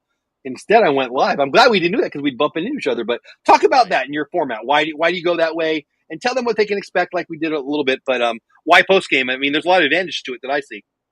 Yeah, no, I just enjoy first of all being able to watch the game a little bit myself. I mean, just being real too with family. I've got a couple of small kids as well. It just gives me a little bit of time with the fam before going out and really locking in, doing the analysis. Obviously, engaging with anybody that comes along and watches the show. So I like doing it that way. You get some really special moments. I've called walk-offs in both directions. You know, I like to Yeah. do a little kind of like you do, play-by-play, a little color commentary, and then post-game. I feel like I've seen a lot of people after the game wanting a place to get their emotions Sure. out one way or the other, whether it's Vent. venting after a tough A lot of loss venting this year. a A lot lot of of venting venting. this year, 100%. A lot of venting this year. Yeah. So, no, it's worked for me. And then, I also, as just a part of the content I put out, I like to do the shorts and the reels, a minute and a half videos for anybody that's not really able to catch the long form or maybe doesn't have the attention span. So I try and do maybe about 4 or 5 shorts or 4 or 5 reels per week along with the live shows. So that's kind of the rhythm. Love it. Love it. Do you capture your live stream and repurpose that as shorts, or are you doing original content in your shorts? I don't honestly know the answer. I'm interested.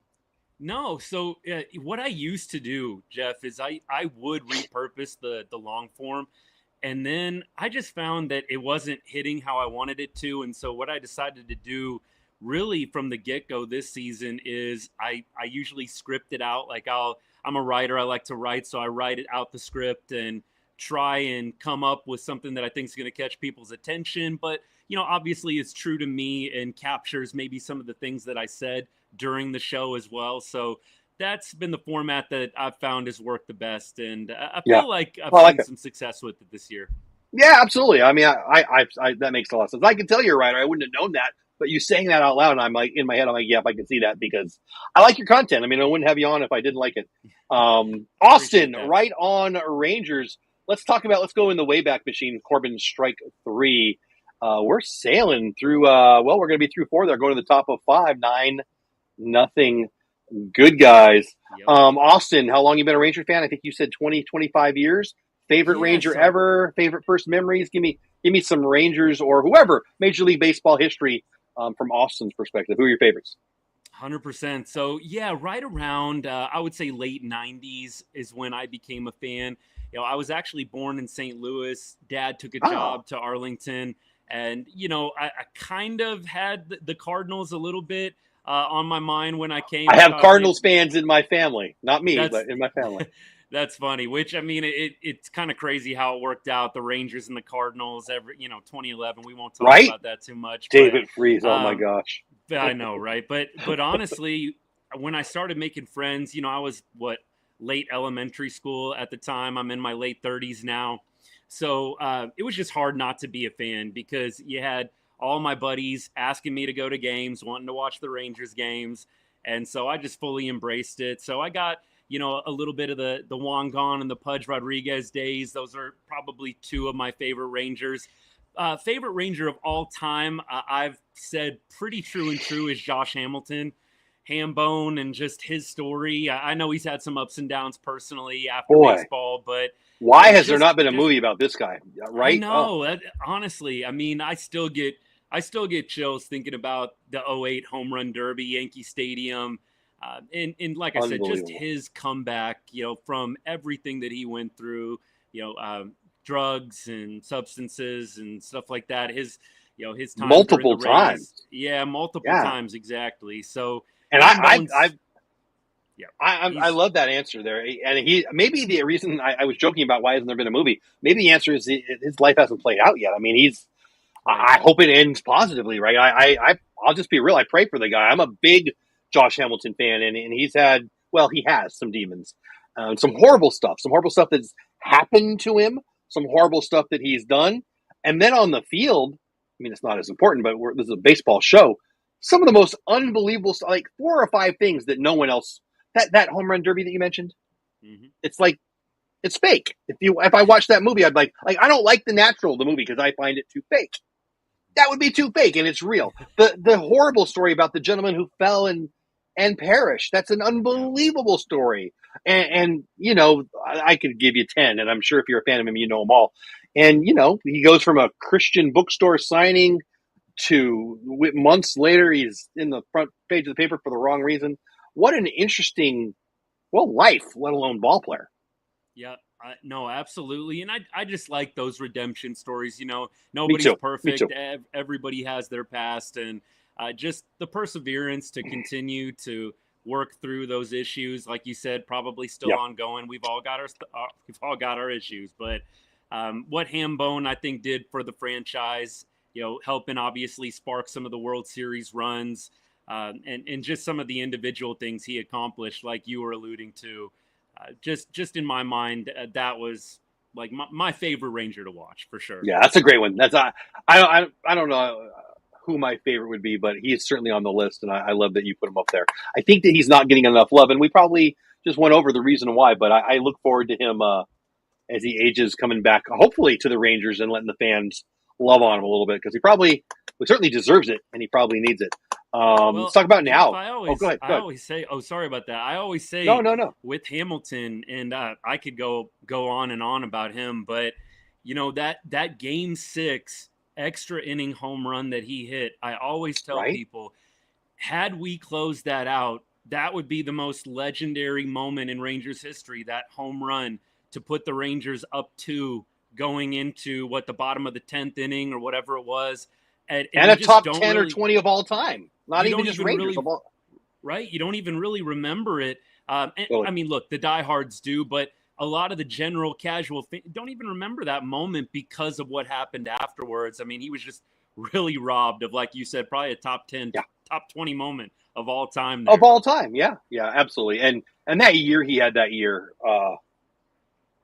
it's MLB The Show numbers. It was fake. It was, I mean, this guy, like, if you made the perfect baseball hitting body, it might be him. Like, that guy, I still am in awe of what I saw. And that Derby game or the night, that was just unbelievable. Let's move to the from the Wayback Machine to the now. I do not think the Rangers are out of it. I deeply believe that this is the best roster in the AL West. Yeah, I know. I get ripped on. Oh shoot, Rangers Twitter hates me because I tell them what I think, and I don't have that I need everyone to like me disease. And maybe I should. I probably need a little more of that in my life, but whatever. I still look at 9-0, 8 runs yesterday, 13 runs 2 days ago. The best pitching in the history of the franchise and one of the best in the league this year. I don't have a closer on my team. But outside of that, I look at this roster, I'm like, how do they not win the West? Well, the answer is you're not even a 500 team for whatever reason. I still believe. I don't believe I'm a homer. And anyone who's only known me for a little bit can call me a homer. But anybody who's known me for a long time knows that I'm not a homer. I mean, I'm not. This is the best team in the AL West roster-wise. I think the peripherals pretty much show that I'm not crazy. I think that the recency of the offense certainly shows that we have a chance. And the pitching is going to take a step back. It's going to come back to the pack a little bit, but it's still going to be a top 10 in the league. I don't know how we don't have a run of consequence here. Tell me I'm crazy. And you can. I won't be mad at you. I saw that you had I really liked the content 2 or 3 days ago where you said, we're going to go how Evan goes and why it goes, and I'll let you talk about it. But I'll shut up and listen to your thoughts. What do you think about the rest of this year? No, I'm absolutely with you, Jeff. I think that the Rangers have a very, very good roster. I mean, I said at the onset of the season the same thing you just did. You look at it on paper, it is the most talented roster. I mean, from a pitching perspective, from a lineup perspective. Clearly, the Astros are performing really well right now. They're a quality team. Sure. We're going to have our hands full this weekend. But I still say you look at their lineup up and down, you look at ours. And if you didn't know anything that was going on in this year, you take the Rangers lineup every single 100%. time. I mean, look, like you said, some people might call me a homer for that comment, but I do think that is accurate. And I feel good about what the Rangers have done in this series. Clearly, you got to take it with a grain of salt. It's against the Angels. I know that they're hanging right around where the Rangers are, but shots fired, Halos. Shots fired.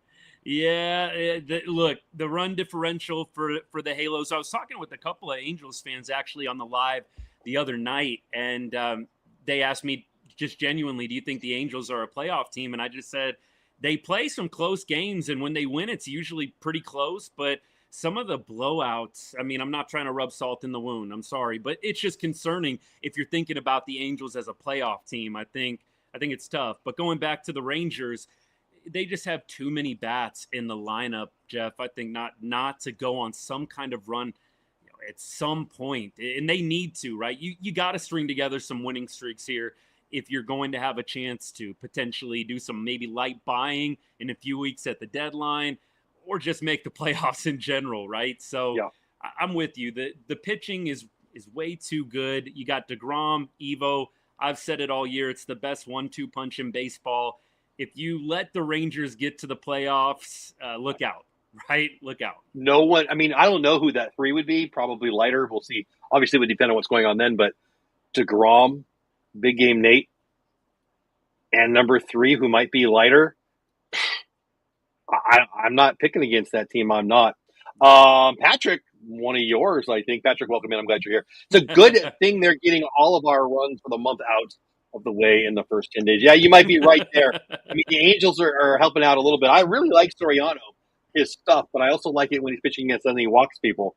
He reminded me a lot of Kumar Rocker, frankly. Let's talk about the right now. I'll use the segue that you put out there. Trade deadline. Are we buyers? Are we sellers? Well, I'll shut up. Are we buyers or are we sellers? What do you think? What do you think they'll do? What do you hope they'll do? Take that wherever you want. I imagine that there's not going to be any real splashy move. I know a closer's obviously at the top of a lot of fans' lists, but I feel like they're going to go kind of non-household name, but a guy maybe that's performed well. And I don't have a long list of those names, but I just feel like it's probably not going to be big name, but looking for quality depth, somebody that's maybe been in those high leverage situations, 8th inning, maybe 9th inning, I don't know. But I would be really hesitant, Jeff, to go out and spend a lot of capital on a half-season rental. Even a guy with maybe a year and a half of control, I think you just got to be really careful, because if you give up someone of value in the farm system, and God forbid you don't make the playoffs, that could have some long-term impact to the organization. And I just want to see them be careful. If it's me, I'm probably light buy, maybe some light selling for some of the guys that are on expiring contracts. It just kind of depends on, honestly, where you're at that point in the season. Where's Tyler Mahle at? Is he, I know he's going to be throwing in a couple of weeks, I think I just saw today. But if he's not back at that point, you might be a little limited on getting rid of some of the arms that are, like I said, maybe going to be leaving at the end of this year. So we'll see. I'm very fascinated. I'm very curious, but I imagine we'll do some light buying and maybe try and see if we can do some selling as well of some of the expiring contracts. Yeah, Mahle, Gray, Martin, those are the names preseason that everybody thought if we're out of it, we'd trade arms, right? On the offensive side, everybody's talking about Dolly. I can't go on X, formerly known as Twitter, without somebody asking me, why we're going to trade Dolly for whatever. There's been some really, I posted one. I just got like 9 of them today, and I posted one. I kind of felt bad after I did it. So I don't want the guy thinking I was blasting him. But A, I think Dolly should stay. B, I don't think we'd get anything for him. Am I crazy? If we sell, who are we selling? And I'll just ask you, if you're CY, you're picking up the phone and trying to add what, a closer, a slugger? What would it be for you? And then we'll move on to one other thing here. Yeah, so with Adolis, I love Adolis, by the way, and I put out a couple of videos on the Adolis Garcia situation. Clearly, Ranger for life, Rangers legend, no matter what happens with him being traded, not being traded. Little concerned, at the end of his rookie deal, rookie contract, he'll be 34 years old. I don't know if the Rangers are going to pony up for any kind of multi-year deal. You would imagine Adolis is going to want 2 or 3 years. It's going to be his first chance at free agency and maybe the last. It just depends on the contract that he gets. But I would think he wants to go out, Jeff, and get a 2-3 year deal. Are the Rangers going to be willing to give that to him? And at what price? I don't know.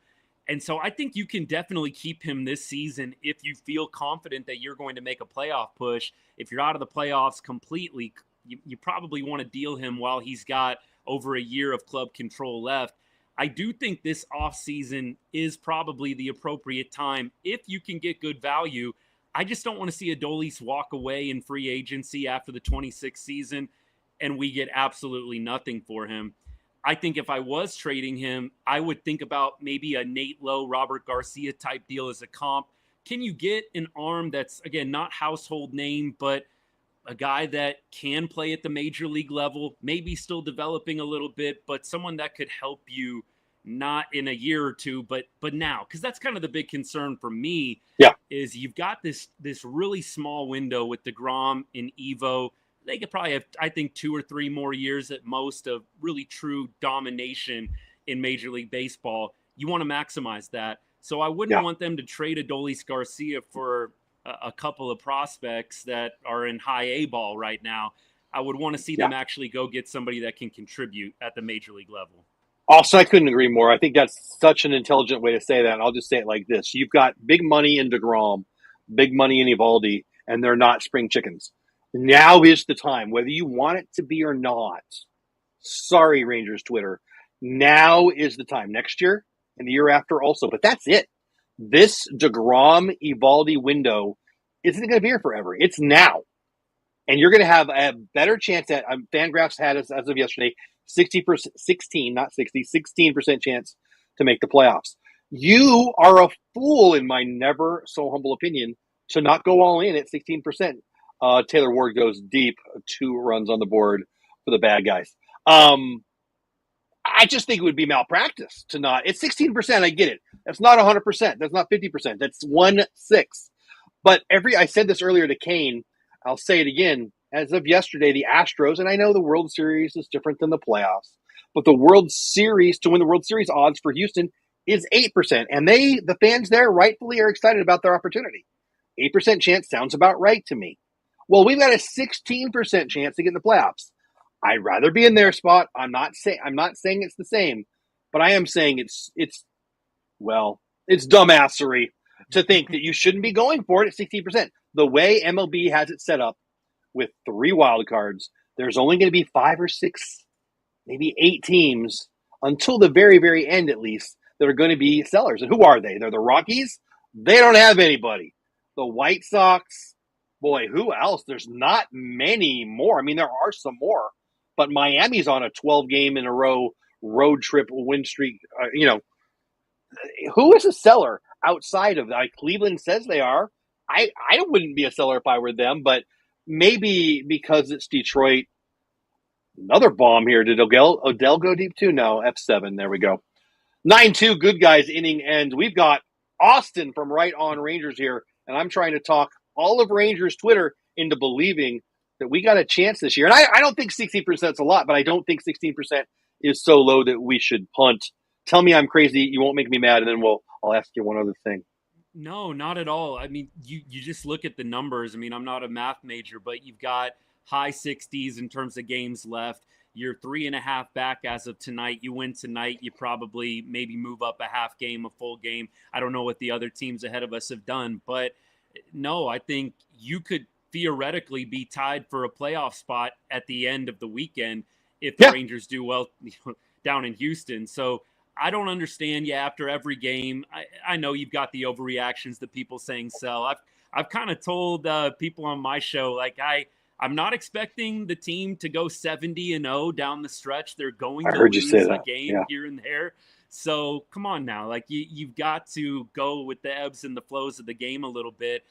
You just got to focus on the series. You got to get series wins, and you just have to let the chips fall where they do at the end of it. But I don't think giving up when you're this close is smart, especially like we've been talking about. You got Evo, you got DeGrom, you've got other guys like Seager and Simeon that aren't getting any younger, and you want to take advantage of the window right now. I think I mentioned earlier, I think Patrick might be coming over from your channel, and I will say, Patrick, please don't go anywhere. You are funny. I like what I'm seeing there. He's hilarious. Jackson, he is clearly. One of my best friends, like Jeff, one of my best friends, by the way. Well, you picked awesome. Well. My friends aren't as funny as your friends. Jackson is an Astro plant, and I can't be convinced otherwise. I've heard he's such a nice guy. I don't want to rip a nice guy, but he should. I would like to see him throw less innings for us. How about that? There's a couple of good things in here. Let's get to these. TLC, my good buddy, member of the channel. Thanks for being here, buddy. Says sellers. Pirates, yes. Atlanta, no. Reds, no. So the Braves aren't sellers because who the heck are they going to sell? They have people under contract for a long time. It's not happening. They're not. Who would they sell? Osuna with a bad hip? Like, I'm 55 and my hips are better than his. Like, what are we talking about? I don't see that at all. Sale's not going anywhere. Red sellers, I still tell you, I don't think the Cubs win the Central. I think the Brewers or the Reds come and get them. Write it down. Somebody clip this. I'm okay with being wrong. But I picked the Reds originally. I tell you what, Milwaukee looks hard to beat. Woodruff, are you kidding me? Hey, I'm going to take a couple years off and then just be filthy again. What the heck? As you look around the league, let's get off the Rangers for a little bit. What do you see around the league? Who do you like? Who's been surprised? What do you think is going to happen for the next couple months? Time flies out, F8. Man, it's definitely a little bit, it feels like a little bit more interesting in the NL than the AL in terms of the tightness of the races. I think that NL Central is going to be very curious, Jeff. I don't know. The Cubbies, they look formidable. I think Milwaukee. Do they? Yeah. Look, I think I might be a little bit biased. I love Kyle Tucker. I just think, first of all, I think the Rangers should try and figure out a way to make a run for him in the offseason. But I just like some of the players that they have, and I feel like they are definitely having as good of a shot as anybody. With that being said, baseball's a crazy game. It's like you look at who's doing well in the regular season, and just go back 2 years with Texas, right? Nobody had Texas winning it all. So I don't think you're crazy at all for thinking that something might happen with the Cubs in the NL Central. Get in the dance, baby. Being overtaken, but get in. Well, I mean, I wouldn't say easily. I wouldn't say easily because they're so out in front. But I mean, the Tigers. Will the Tigers win the Central this year? Let's ask last year's Tigers. I mean, it was basically they sold at the deadline. They traded Flaherty away to the Dodgers. By the way, the Dodgers said thank you for that, and then the Tigers got him again. The Tigers sold and made the playoffs. I would say to you that was, I'll say it, dumbassery. Second time I've said that word today. Why would you? I'm sure they wish they would have held on to Flaherty once they made the playoffs. I mean, and that's, to me, that's way worse than not getting some value for Chris Martin or Luke Jackson or Jacob Webb or, come on, Sean Armstrong. I mean, I'm not saying you couldn't get pieces, and I think the piece that we could get the most for right now is Chris Martin. But I don't think it's a top 30. I think I said this to you already, or maybe it was to Kane. I don't see us having pieces that are going to be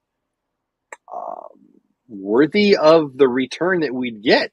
Let me ask you, if you had to pick right now, change it. Well, go ahead, respond to that, and then I do think there would be some teams interested in Adolis for sure. Granted, you got to see where you're at with your own squad. I do think Doley would get quite a bit of interest. I know a number of NL teams that could use a corner outfielder. I think you're probably right on Martin.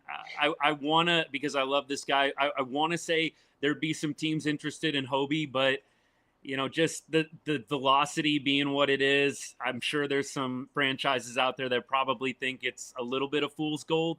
That being said, I love everything Hobie's done for our bullpen over the course of the first half of the season, man. And we've got a good number on him. We got a good number on him for next year, too, so that doesn't make a lot of sense to me. We got pieces that people will want, all those names that you mentioned and a few more. But I don't think we have pieces that would get us a top 30 prospect. There you go. I see what you're saying. And I don't think we have anybody that's going to a major leaguer for a major leaguer trade for any of those guys. I really don't. I mean, I saw somebody, again, I don't want to blow anybody up, but they thought we'd get for Doley, we'd get oh my gosh, it was their catching prospect Barcelo and I don't even remember who the other guy was, and I said that we wouldn't get individually either one of them for Doley, and I love Doley. I think that people are mad at people on the Rangers and they want them gone, and they think that Babe Ruth and Ty Cobb are coming back in the trade. I mentioned Babe Ruth and Ty Cobb because I want to ask you, best player ever, all-time favorite. We talked about Hamilton, but outside of the Rangers world, who's your favorite players that have not worn the Texas name across the chest? You know what? I'll start with a pitcher that I've always loved and admired, and that's Randy Johnson. Randy was probably one of my favorite guys to watch throw. I remember actually watching him live when I was a really, really small kid at Busch Stadium, at the old Busch, when he was with the Diamondbacks.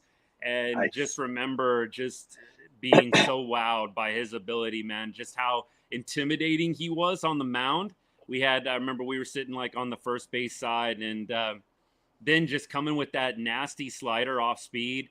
I would say he's probably one that sticks out to me for sure. That's a great one. I love him. Yeah, yeah. And then let me stick with another Mariners player, Ken Griffey Jr. He was a guy I idolized growing up. I played center field when I played in high school, and I played really, really small college ball. Nice. Nothing special, but Ken Griffey Jr. was probably one that I idolized for sure growing up. Jim Edmonds was probably another one. I don't know if you can remember that.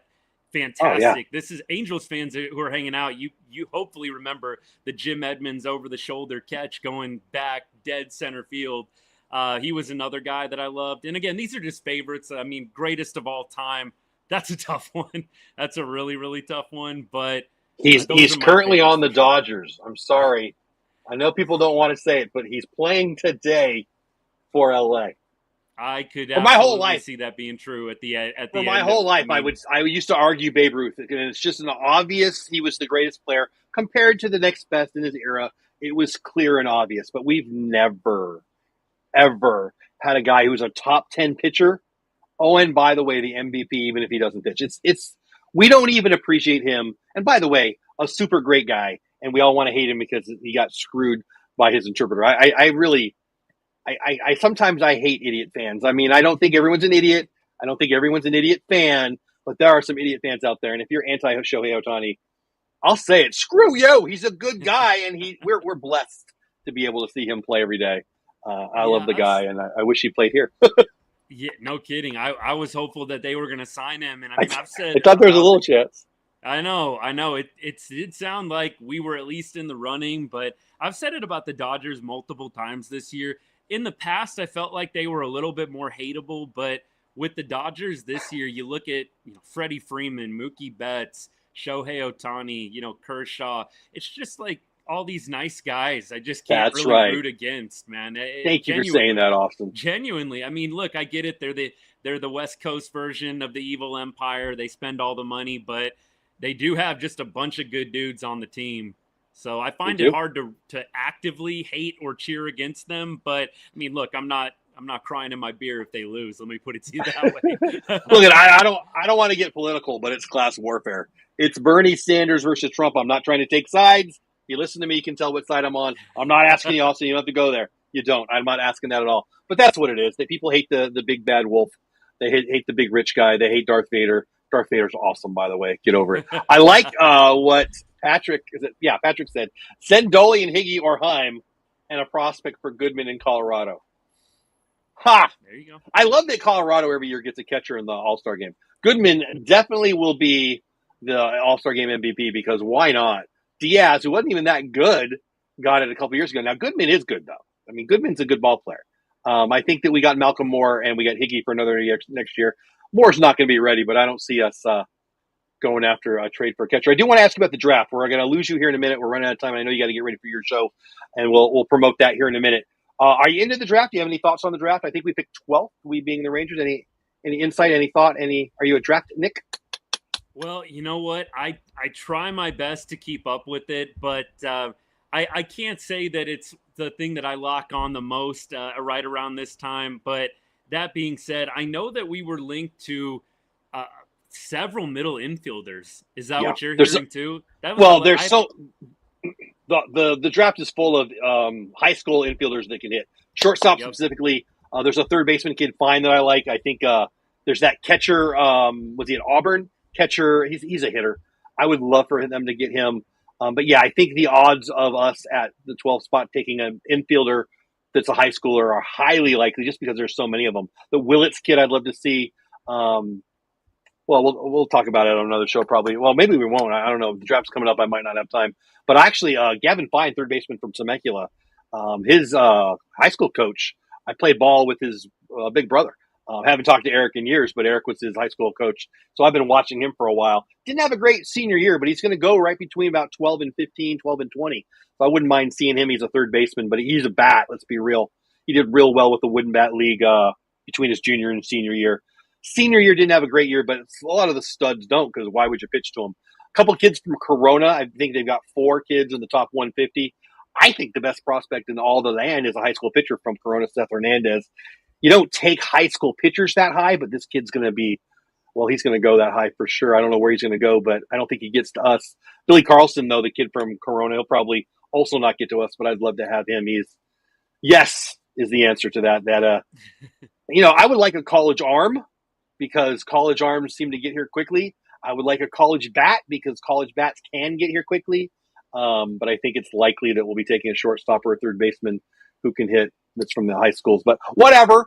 There's a couple pitchers. Look at Langford, right? The high school, the college bat you're talking about. Look at Langford. I mean, that definitely would play. And isn't one of the Holiday brothers going pretty high too? Is it Ethan? Yeah, Ethan. So he was for for a long time thought to be the number one pick. He's not going to fall to us. I've seen him as low as 4. I was looking at some draft stuff. I guess it was yesterday. High as 1, as low as 4. I don't know why Anaheim would let him go. I think Anaheim will probably go for a pitcher, though, so that might be the answer I just gave you. I really like the Jamie Arnold kid. I think it's his name from Florida, too. I think the first pick might be that lefty Anderson from LSU, and I don't agree with that. That wouldn't be where I'd go. But what the heck do I know? It's a crapshoot. I mean, it's not the NFL. It's not the NBA. It's MLB, but I do love the draft. It's a lot of fun. I got to go to the draft last year, and I got to sit on the floor and shoot. I was on the broadcast a bunch, and it was one of my favorite. I love the draft, so I was in heaven.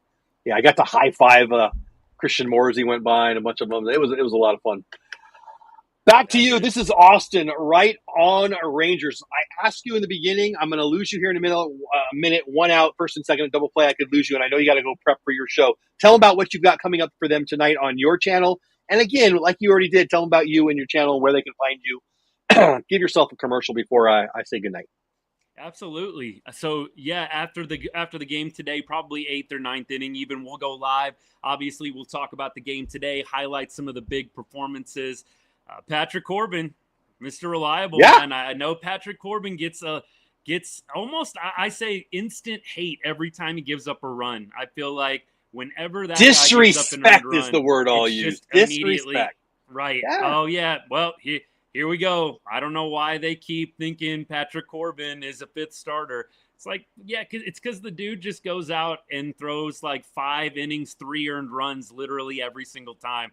And here's my answer. He's not a 5th starter. He's a 4th starter. Kumar's a AAA pitcher. Sorry, world. No, I'm not. Sorry, not sorry. Latz deserves a spot in the rotation. Yep. Right after Corbin, in my opinion. Yep. Look, they get outs. That's what I care about. I know the advanced stats. Patrick Corbin gets hit a little bit hard.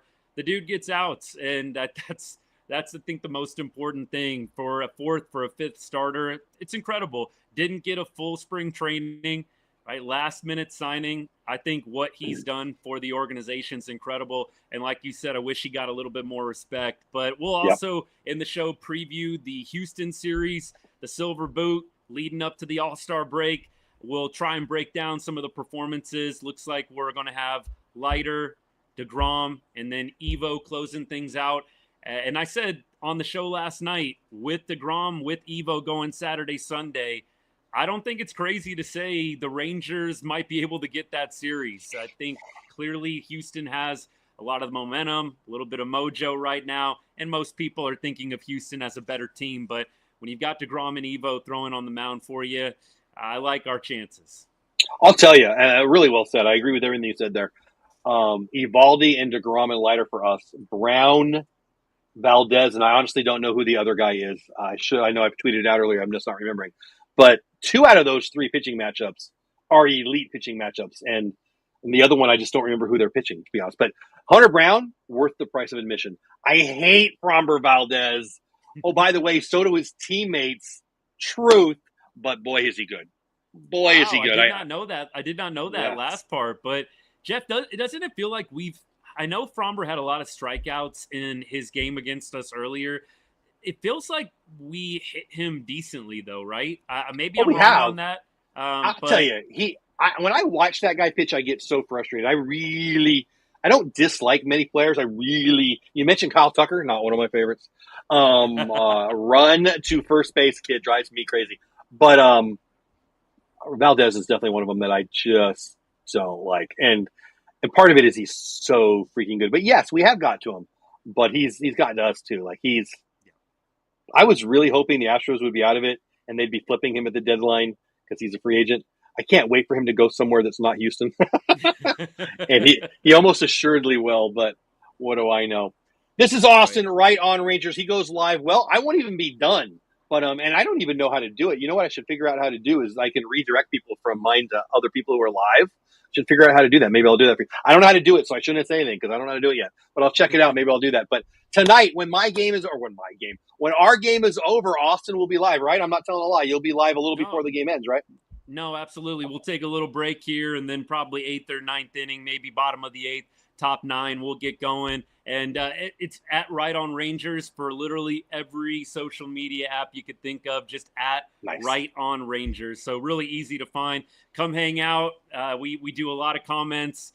We talk to as many people who want to chime in as possible. We always have our lead-ins and a few big points that we go through, but love hearing from everybody. Like I said at the beginning, it started with the dream of just building a community of Rangers fans, talking ball, kind of like what you're doing, Jeff. And it's been a lot of fun being on the show. Would love to do it again sometime soon, man.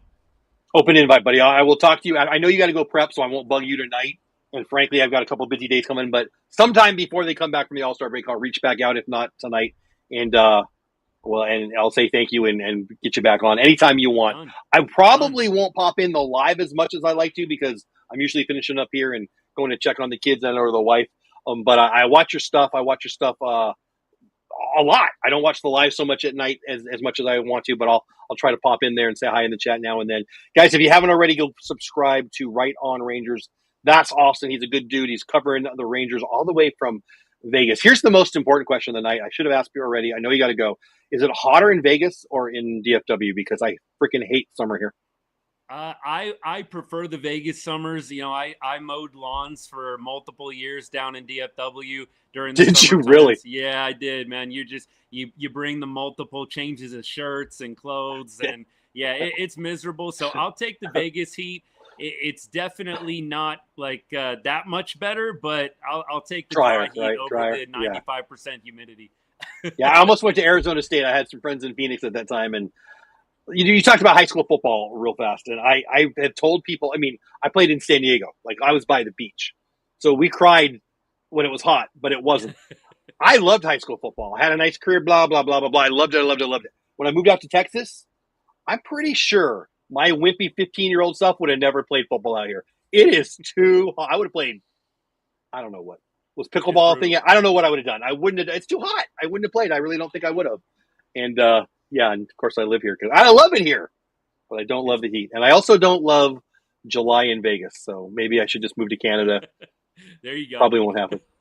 That's Austin, Right On Rangers. He's a good guy. If you haven't subscribed to his channel yet, you better go do it right now. Let me know if you get some subscribers tonight. I'll reach out to you here soon. And I know you got to go. So anything you want to say before we say goodnight?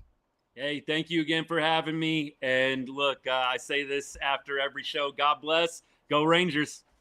Love it. That's two of my favorite things to say, too. I love it. He's a good guy. Austin, Right On Rangers. There he goes. Thanks, buddy. I'll see you soon. Give him some love. Get over to his channel. Follow him on the social medias at Right On Rangers everywhere. I follow him on X and I follow him on YouTube.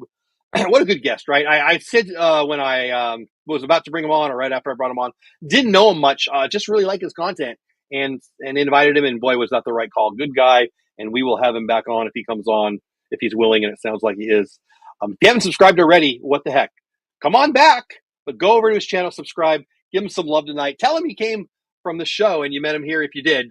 Or and if you've come over here because of him, thank you guys so much. 184 people here live, 170 on X, 14 on the Texas Clubhouse YouTube channel. 9-3 good guys. What do we top of 7? We've still got one more guest to go. We'll talk about that in the middle. Let me get caught up in chat. Thanks for thank you, Patrick. Thanks for having Austin, and glad to have another Rangers content creator. I appreciate it. I hope you subscribe. Patrick, you cracking me up in chat, so I'm not just saying it. I hope you subscribe. I hope you become a regular. And Austin's a good guy. Glad you popped in. Joey, let's go. Amen to that. Patrick, I'm going backwards here. Corbs could be a top 3 starter on a lot of teams. Rangers are just more than blessed at starting pitchers. I wanted Kyle Gibson, and I was wrong. Patrick Corbin's been better. Gibson's been cut by 2 different teams. I've just always been a Kyle Gibson fan. He's a good guy. But I did like the Corbin pickup. And I liked it because 30 starts a year, 32 starts a year, 30 starts a year, 30 starts a year, 180 innings. I mean, I get it. He wasn't Nolan Ryan. He wasn't Pedro Martinez. He wasn't, Walter Johnson. But you know who else he wasn't? He wasn't Dallas Keuchel, who I like, by the way, and just got signed. He wasn't somebody with a big fat ERA like this guy. Well, okay, that's not true. He did have a big fat ERA, but his peripherals were pretty good. He was going to the mound every 5 days. He was not getting hurt. He was not crying. He was keeping them in the ball games. They weren't winning, and his ERA was ballooned because they couldn't play defense. Your shortstop, C.J. Abrams, you're not going to have a good ERA. So I was excited about the pickup again. I wanted Kyle Gibson, but I think he's been even better than I could have hoped, and I had high hopes. Brian saying hi. Again, Patrick said, yeah, Jace, level that. I think he goes after the Rangers pick at 12. I think he goes probably in the 15 to 25 range, but I wouldn't be sad either. Mavs ownership didn't care either. I don't think the Mavs ownership know what day it is. I think they let Nico do whatever. Thinking for us to buy, we need to get something for what we dump. We'll have to eat some salary. You can't say we're going to win a World Series with Garcia, Webb, Jackson. I don't think we'd get anything for him. Do you? This makes no sense to me. Maybe Kurum. I hope so. I hope I didn't miss a lot of your messages. I think I got caught up there. Heat Index was 110 where I live a few weeks ago. Didn't bother me one bit. Cameron likes to say he can handle the heat. Cameron, I'm happy for you. I hate the heat. I hate it. I hate it. You know what I'm not? I'm not a gecko. I'm not a roadrunner. I'm not a rock. I'm not a cactus. I'm not a Joshua tree. I'm a person.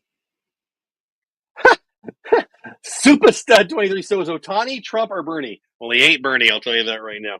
I don't think he's Trump, but I'm positive it ain't Bernie. That's a weird question. I like it. I'm not afraid of it. He ain't Bernie. Who is Bernie? Bernie is Bernie. Bernie, dumb. If I lost you now, I don't care. 182 people here. 4 of you Bernie fans, and you hate me now, and I don't care. 171 people on X, 10 on Texas Clubhouse, 1 on Dole of Dad, and we are through 6.5, going to the bottom of 7th. 9-3. Good guys, I'm going to drop a little note for you, and then I'm going to send an invite to our third guest. Talk a little Astros. I've dropped this already twice. I don't usually like to play the same thing over and over again, but with the All-Star game coming up, I want you guys to have a chance to do this. So 57 seconds of me yammering about this. I've mentioned a few times that I had a blast last year at the All-Star game. I got to go to the All-Star game, the Futures game, the Home Run Derby, the red carpet event. It was amazing, and I just loved it so much. I want to share that excitement somehow with you, and I thought, well, how am I going to do that? I can't send you to Atlanta. I do have a contest link. It's not my contest, but I try to encourage you guys to enter that. But what can I do above and beyond that? Well, All-Star Game MVP and Home Run Derby Championship Challenge. Here you go. For every super chat I get, I will invite you to make a choice. You get to pick. You're going to pick the winner of the Home Run Derby, or you're going to pick a winner of the All-Star Game. And if you win, well, you'll win these. And these are just the first 2. I'm hoping to add more so the winner can pick Funko Pops, Corey Seager, Silver Slugger, Bobblehead, and more. Coming soon. Carson, I don't think I said hi to you yet, buddy. Hey, Carson, hope you're having a great day. I saw you in chat, but I think it was when I was talking to Right On Rangers, so I apologize if I didn't say hello back. Hello to you. Hope you're having a great day. Superstud 23. That's just fun to say. I'm going to say it again. Superstud 23. Is that for MJ? 23? Michael Jordan? Now I'm a bigger fan. Why? Oh, Bernie? Yeah, Bernie's an idiot. If you don't know he's an idiot, you do. Everybody knows he's an idiot. Some people are just pretending, and some people are in real life. And again, I love y'all. Don't care if we disagree, but Bernie's an idiot, and even Bernie knows that. Right? Did you see the interview with Rogan the other day? Can we do we have to keep pretending like these guys know what the heck they're talking about? Bernie does not. And yeah, I really want subscribers. I want people to come watch the show, but I will not play act. Bernie's a dumbass. I'm just hoping this team is playing meaningful games when I see that. Me too, buddy. Cameron, I hope so too. I'm excited for you to see that. Wish I had some money to get out there and follow them around someday, maybe. Someday. Someday. All right, 9-3 good guys. Mike Trout, one of the greatest players of all time. 0 for 3 today. 2 bombs yesterday, 9-3 good guys. I see Rip. Rip, give me one of these if you're ready to pop on. Guys, you know him if you've been on my show, Rip Griffin. He's from the Houston area. He's a fan of Texas baseball. I'm waiting for this pitch to go by, so I'm delaying. Misses. I don't even know what the count is. 2-1. Let's bring him on. Rip Griffin, how are you, buddy? How's your day going? What's new in Griffin land? Doing well. Thanks for having me back on. It's been getting ready for the weekend because I'll be down and I'll be up in Houston to see the Astros and Rangers play on Saturday night. So I'm looking forward to it. I'm excited. I'm ready to go. Like I want to go down. That reminds me. Did you sell the ticket that I was hoping to buy, but I can't? Did you move that ticket? It's still there. It's on SeatGeek right now. So I happen to know it's a really good seat. You should probably send Rip a message and say, hey, I want to go to that game if you live down there. Anyway, this is Rip Griffin. He's been on the show before. Good friend of mine.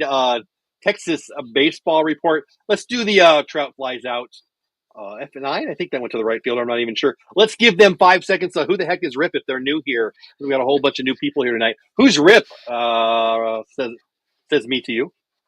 I am the founder of the Texas Baseball Report. So it's to Astros, Rangers, Longhorns, Aggies, cover all sorts of baseball, local baseball, Texas Collegiate League, which I have not been to a Texas Collegiate League game this summer yet. So then also I'm a digital marketer. So you can follow me on X and Facebook, all the socials at Rip Griffin 3 is my social my username, and then at Texas Baseball Report or at Rip Griffin Digital Marketing as well. So all that fun stuff. Love it. I love it. I was thinking about you and a couple of the guys that I've, I kind of consider regulars now. I bring you guys on now and then. I need to get like a little video montage or something. It's like for when you come on, a little 20-second, I don't know what those are called. Whatever that would be. Like a little intro, like the guys have their walk up music, have yes. Yeah, that'd be cool. I've got like this stuff like, hey, have you liked the stream yet? Like the stream. Like it. But I don't have anything for you guys. I think I should do that. I mean, you come on enough. It's time to have a Rip teaser or whatever. I like it. I like it very much. Maybe now I've got the pressure on me. Now I got to do it. I shouldn't have said anything. Anyway, this is Rip Griffin. He's a good friend of mine. He follows the Astros. I think he's an Astros fan. I won't make him say it out loud on this Ranger channel, but he's got the Texas Baseball Report. I write for that now and then. I've been writing as much as I thought I would this year, but now and then you'll see my stuff down there. And he was my go-to College World Series correspondent, or whatever we want to call it. Do you follow the draft as much as you follow college baseball? What the heck was that? I'm gonna try to tune into the draft. I just put together my top 10, which will actually release. I'll drop it tomorrow because I won't be able to drop it on Sunday on draft day because I'll be out of town. But I've got that scheduled to drop tomorrow. So it was kind of fun to kind of dive into some of the top 10 prospects that I think will go in the top 10. I threw in an Astros and Rangers pick as well, and then just for fun because I like him, I kind of threw in a Jay Slavielette teaser. So I want to know. I mean, do you? Let me ask. Do you want it to be a teaser and make them go read it? Is it at Texas Baseball Report, or do you want to tell the people where you think Violet goes and who we take and who you guys take? Well, see, what I did, I kind of did things a little bit different with Laviolette. I kind of put them in both scenarios with the Astros and Rangers, how he will kind of fit into. So how I think it was. I mean, it's just my opinion, but I mean, but yeah, like I said, the article will drop tomorrow. Okay. Yeah, it'll be there first thing in the morning. So when you head over to TexasBaseballReport.com, you'll see it there. So it'll be I will do that for sure. I've got a busy day tomorrow, and when I have busy days, I have a whole lot of reading on my phone time. So nice. I'll read that for sure. Yeah, that's at the Texas Baseball Report. Make sure you check that out. Got some questions. Let's get to it. So down in Houston, Astros fan, follows the Rangers, loves college baseball. All-time stuff we haven't talked about too much. Super Stud asks, is Nolan Ryan the greatest Ranger of all time? I have a strong opinion, but I'll ask you. He's might be the best Met Astro Ranger combo of all time, but what say you? Is he the best Ranger, and where do you put him in the Astros, and I'll shut up and listen. Well, I think with Noah Ryan, I mean, he's up there. I mean, if there's like a 1A and a 1B to put him into that scenario, either Astros or Rangers, I mean, that's where you would slot him at. I know his time with the California Angels, I know it wasn't. I don't believe it was long like it was with the Mets. I mean, he did win that World Series. I mean, most probably don't even know he has a World Series ring. I think he got that 69. I think is when it was. I think he got a save. Didn't he get a save in the 16? Yeah. I might have that wrong, but I think he did. No, I think he came in and it was like his last season with the Mets or something, and then he goes and gets that World Series. So, but you know, he goes to the Astros and he spends that long career with the Astros, and you know, probably should. I mean, I think the Astros kind of did him wrong, honestly, because you know, they didn't want to give him the what I think $1 million is what it was, what his contract would have been worth. And of course, the Rangers give it to him, and he goes and has that stellar career with the Rangers. So I think to me, I would go Rangers 1 and then Astros 1B. So yeah, I think Angels fans might have an argument. I think that he. I know when I'm older than you, I think, but when I mean, I know when I was a kid, he was on the strikeout leader card every dang year. I mean, that guy, yeah, he was an angel. He was an angel when I first fell in love with baseball.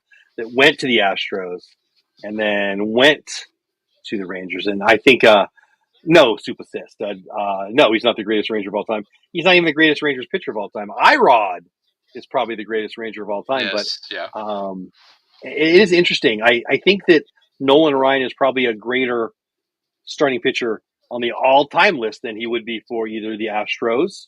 Mike right. Scott, I would say, is the greatest pitcher. I don't know what you would say. And for the Rangers, I mean, I don't know who the greatest Ranger pitcher is, but Ryan was certainly amazing. But he was older. He had great years. Don't get me wrong. But I'll ask you that. Let's move to your Astros because we're going to talk about that in a minute. Who's the greatest Astros pitcher in your opinion? For me, I think Mike Scott comes to mind Ooh, quickly, but there's some other big names. J.R. Richard was amazing. yeah. Who do you take? Gosh, Oh, there's so, Roy Oswalt. I forgot about Roy Oswalt. yeah, Roy Oswalt. I think honestly, I mean, Oswalt probably fits into. I mean, you've got Billy Wagner as well, who's going to the Hall of Fame this year, Closer, yeah. Mm-hmm. who goes into as a reliever. Um, you know, his save record was, you know, not Trevor Hoffman type save. No, I mean, but you know, up there in saves. But I mean, he dominated the mound. Billy Wagner did so. Um, but I mean, Roy Oswalt is another guy that honestly I think would probably be one of the greatest Astros pitchers, aside from Nolan Ryan, obviously. But that I think would be top, at least number one. Yeah. Yeah, I think so too. Bronco, a Mustang, a pony power. My buddy Brian says I would put Pudge as the greatest Texas Ranger player of all time. Yeah, I think so too. Nola's up there, so is Beltre. Yeah, I mean, if we're talking about that, I mean, I guess Fox Sports, somebody put out their a bunch of teams, if not all their teams, their all time lineups, and it's fun to do. You know, I had some disagreements with some of them. I might actually do a video on that tomorrow. I might not. Whatever, we'll talk about that. 9-3, good guys. Angels getting thumped. We're going to split this series. Did I see that the Astros are getting swept by Cleveland? Is that a thing? Yeah, it happened. Yeah, I thought so.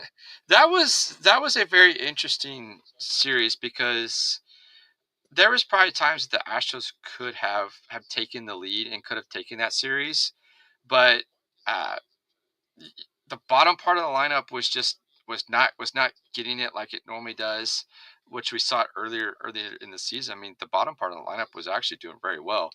Um, Christian Walker's kind of been up and down. Obviously, he was out this series because he was on paternity leave, but got some young guys in the lineup, which was we tend to see that towards, at least I tend to see it towards the All-Star break. We get a lot of young guys start coming up and they start filling in. So it was, I mean, pitching wise, probably. I mean, obviously we got great matchups this weekend. So I think if there's ever for it, the pitching to be set up was for this weekend. So I mean, I put out a short little video. Getting swept by the Guardians, to me, it's okay. Honestly, you sweep the Must Dodgers. be nice to have such a lead. This is my jealous face. I mean, you go into Los Angeles and you sweep the Dodgers. I mean, that's a pretty good weekend right there. And then to come home and yeah, it's. I mean, Yeah, you have to give it to Cleveland though, because Cleveland had gone what they were 0 for 10 in their last 10 games, yeah, and yeah. they needed that. I mean, they And knew. Houston, like you just said, just had swept LA. Yeah, I mean, that's come on, let's be real, Rip. It's one of the reasons why I love baseball. I used to say it's one of the reasons we all love baseball. I don't know if I think that anymore. I think yeah. I think me being on Twitter X has shown me that there are some mental midgets who like to Oh yeah. emote every evening.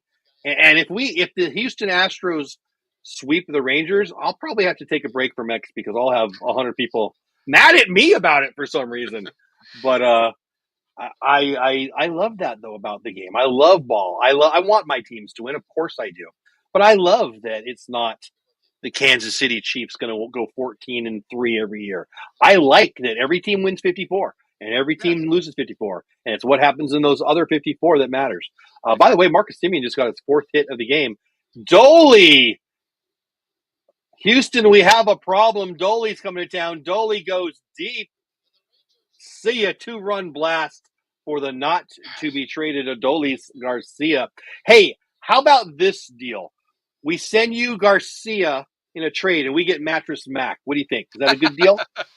I think uh, I don't know. He's pretty. He's got pretty good ties to the city. I don't know he does. He does. if Houston would want to give him up. I mean, that's Yeah, I like you that so much that I won't tell you what I think about that guy, but it might rhyme with his a putz if I'm in a really nice, happy mood. I don't like him, but I've heard good things. They're all lies. He's a degenerate gambler, but that's all right. That's all right. I might gamble sometimes too. This is Rip. He's my friend. He is from, no, he's the, what is the right word? Creator of? yeah. Publisher of the Texas the Texas Baseball Report. Boy, I'm tired. Can you tell? My mouth is not going where my brain wants it to, or vice versa. These Texas Baseball Report. these West Coast games are especially this is a strange game because it's a West Coast game obviously first of all, but they have to travel to Texas after this game, so it's Yeah, I don't know. I saw something about the schedule. I was like 8:38's the first pitch on a West Coast game on a the third game of a series. That's gonna yeah, be a rough flight back, but it's a long flight too. right. So Well, and talking about from my Rangers perspective, like you just said, 10 straight days on the road, 10 games in 10 days, and the last 3 are in Houston, the most important series of the season. It just is. It yeah, is. Like a lot of people are saying the Rangers are out of it. They're all wrong. I said this a couple times. I talked to Kane earlier. I talked to who did I just have? Right on Rangers. Boy, I couldn't think of his channel there. Um, and I want to say it to you because I find it interesting. I don't think going to the playoffs is the same as winning the World Series. I don't. And I don't think that projections all matter that much. But Fangraph's prediction percentage chance for the Astros to win the World Series is 8% as of yesterday. And I think that's about right. I think that they're a really good team. And I think that they're probably going to win the West. And they have an 8% chance to win the World Series according to Fangraphs. And I think if I was an Astros fan, as you are, I would be excited about that 8%. I think that's a good thing. yeah, That said, the same website will say that the Rangers have a 16% chance, double 8 for those of you who went to public school for math, 16% chance to go to the playoffs. Now, I'm not saying it's the same. It's not the same. But is 16% so low that they should be punting? They should be selling? I'll ask you directly. Should the Rangers be sellers with a 16% chance to go to the playoffs and seeing the pitching they've had all year and the offense get warm? Obviously, you know what I think. I think it would be asinine. What say you? yeah. It's interesting because it kind of puts the front office in kind of a do you want to go and show the fan base that you are committed and you want to go to win, or do you want to try to take a step back? And that's kind of it's tough because I don't wish to be on in the front office to make that decision. But if you feel like you have a legitimate shot with the pitching that you have, with um, the injuries that you have coming back, which I have not looked to see what the Rangers injury list is. Well, But so we've got Jock Peterson coming back in August-ish. Spores is throwing now. He'll help the bullpen. John Gray threw yesterday. He's probably got 2 or 3 more rehab starts. Who am I forgetting? I think that might be everybody. Josh Young's down in the minors. He'll be back up. But those are the guys that we'll be adding over the next, 2 to 4 weeks. yes, I mean, because John Gray makes his start on Saturday. Like you mentioned, Jock Peterson too. So I mean, the injury bug is really not as.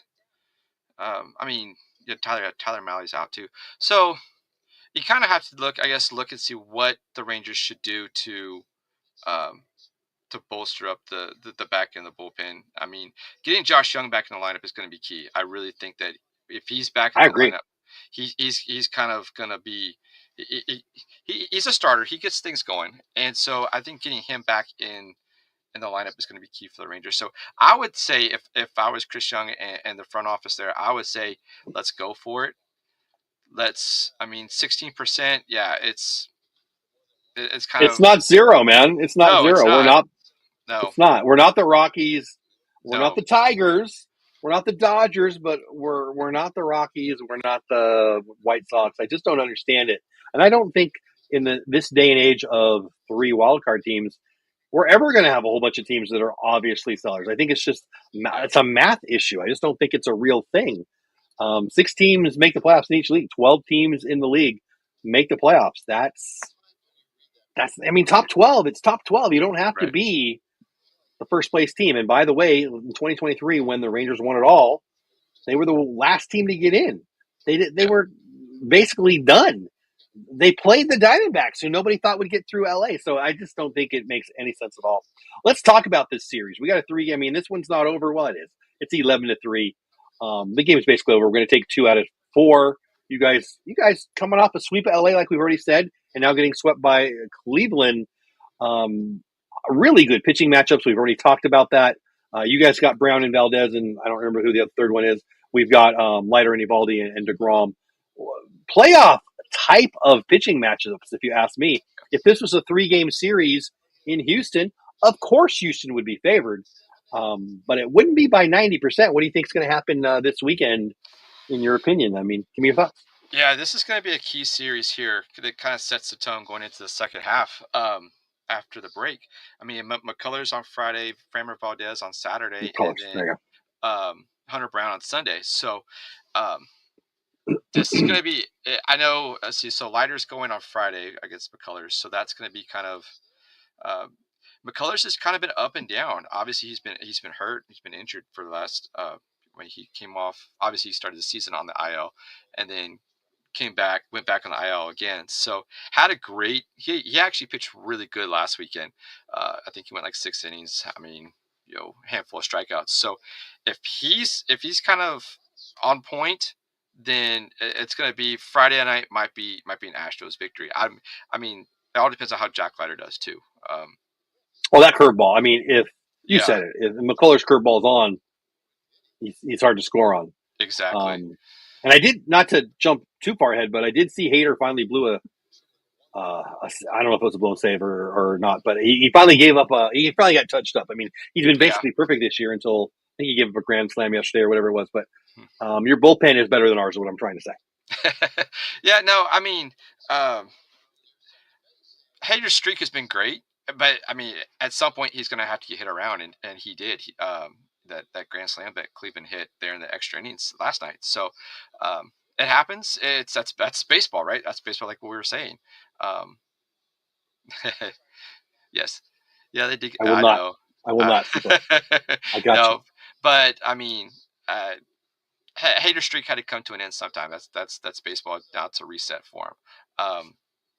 And then you got Framber going on Saturday, which if his curveball, if his off speed's working, he's a ground ball pitcher, so he's gonna get a lot of ground ball outs. The only thing that concerns me about this series is the lineup offensively, with Jake Myers going down with that calf injury. They are calling out Bryce Matthews, their top Yeah, prospect. somehow. I know So you like him. yes, I'm very high on him. I really thought he should have been called up earlier this season. They called up Kennedy Corona. They called up Shady Whitcomb. He seemed like he kind of got passed over, but now he's finally getting his opportunity, and hopefully we'll see him in this series at some point. So, I think you will. They're not going to bring him up and not play him. I mean, that's too big of a prospect to have him just sit. yeah, exactly. So, but we'll see. And of course, Hunter Brown's going on Sunday, so that's gonna be another. I think Saturday and Sunday are gonna be two great matchups. That could go I either totally way. agree. If it all depends on how the offensive lineups do. I mean, like we're seeing tonight with the Rangers just manhandling the Angels, but it's gonna be one of those. Who's gonna strike first and how bad and how hard? Yeah, yeah. I will. And we talked about Mattress Mac and betting and all that. If I were a betting person and you told me pick one day in the baseball season in 2025 where we would see a no hitter, Rip, it'd be Saturday. Saturday. Yep. Valdez has thrown one and has a couple close ones. DeGrom almost threw one just the other day. Right. I mean, I'm not going to say I'm calling a no hitter, but if you told me I had to pick the day, yeah, it's Saturday. I mean, that game is going to go fast. Don't get up and get nachos. Have them bring it to you because that game is not going to be 25-23. No. I'm looking forward to this one. I had heard earlier in the week there's a possibility it could be Framer versus the DeGrom matchup. I was like, please be Saturday, and it's Saturday. Yeah. We'll be there. So Yeah. I'm looking forward to it. Yeah, you should be. That's a good one. I'll be watching from my office. The good thing I know the boss because that's what I'm going to be following closely. All-Star Game, Home Run Derby. Do you care? Are you excited about it? What are your thoughts? Yeah, no, I had the opportunity to go see it in 23 in Seattle, and it's a pretty electrifying event. Wish I would have got seats in left field. If you're going to a home run derby, just if you can get seats in left field wherever the power hitters are, I mean that's where balls are gonna go. But the home run derby is fun. It seems at first it's like, okay, oh, there's a home run, okay, and then you kind of see like the excitement, like when I was there in 23 awesome. in Seattle, Adley Rushman goes and hits like 21 from the right side. Then he goes and belts another 7 from the left. It's like, okay, we did not expect that. Or Julio Rodriguez, the home guy, belts 41 in the first round. Like, whoa. So, but I like it. I like the home run derby. It's fun. I was last year. I was there last year, and the Home Run Derby, Futures game was great. Home Run Derby was great. The best part at even the red carpet was great. I mean, I might be in love with Livy Dunn. Sorry, Mr. Skeens. But my favorite part was the Home Run Derby of the Futures game. It was unbelievable. Roman Anthony put on a show I'll never forget. I had great seats for it. I was right. I mean, it was amazing. And I don't know. I think the Futures game, is it Saturday? I don't even know when it is. But if you're in Atlanta, you got a chance to go to it. That's the one, man. That's the one that I love the most. But the Home Run Derby is amazing. It was electric last year. I loved it. Bobby Witt just barely came up short. And I felt lucky to be there. Like, I was one of those I'm honored to be here moments. Now, I've never really loved the All-Star game. I went last year because I had tickets, and it was fun. But you know what was the most fun? And I'm not even like a, hey, look for the star kind of guy. But there were so many baseball legends there. I mean, Frank Thomas was right behind me. Derek freaking Jeter was in the suite next to him right behind me.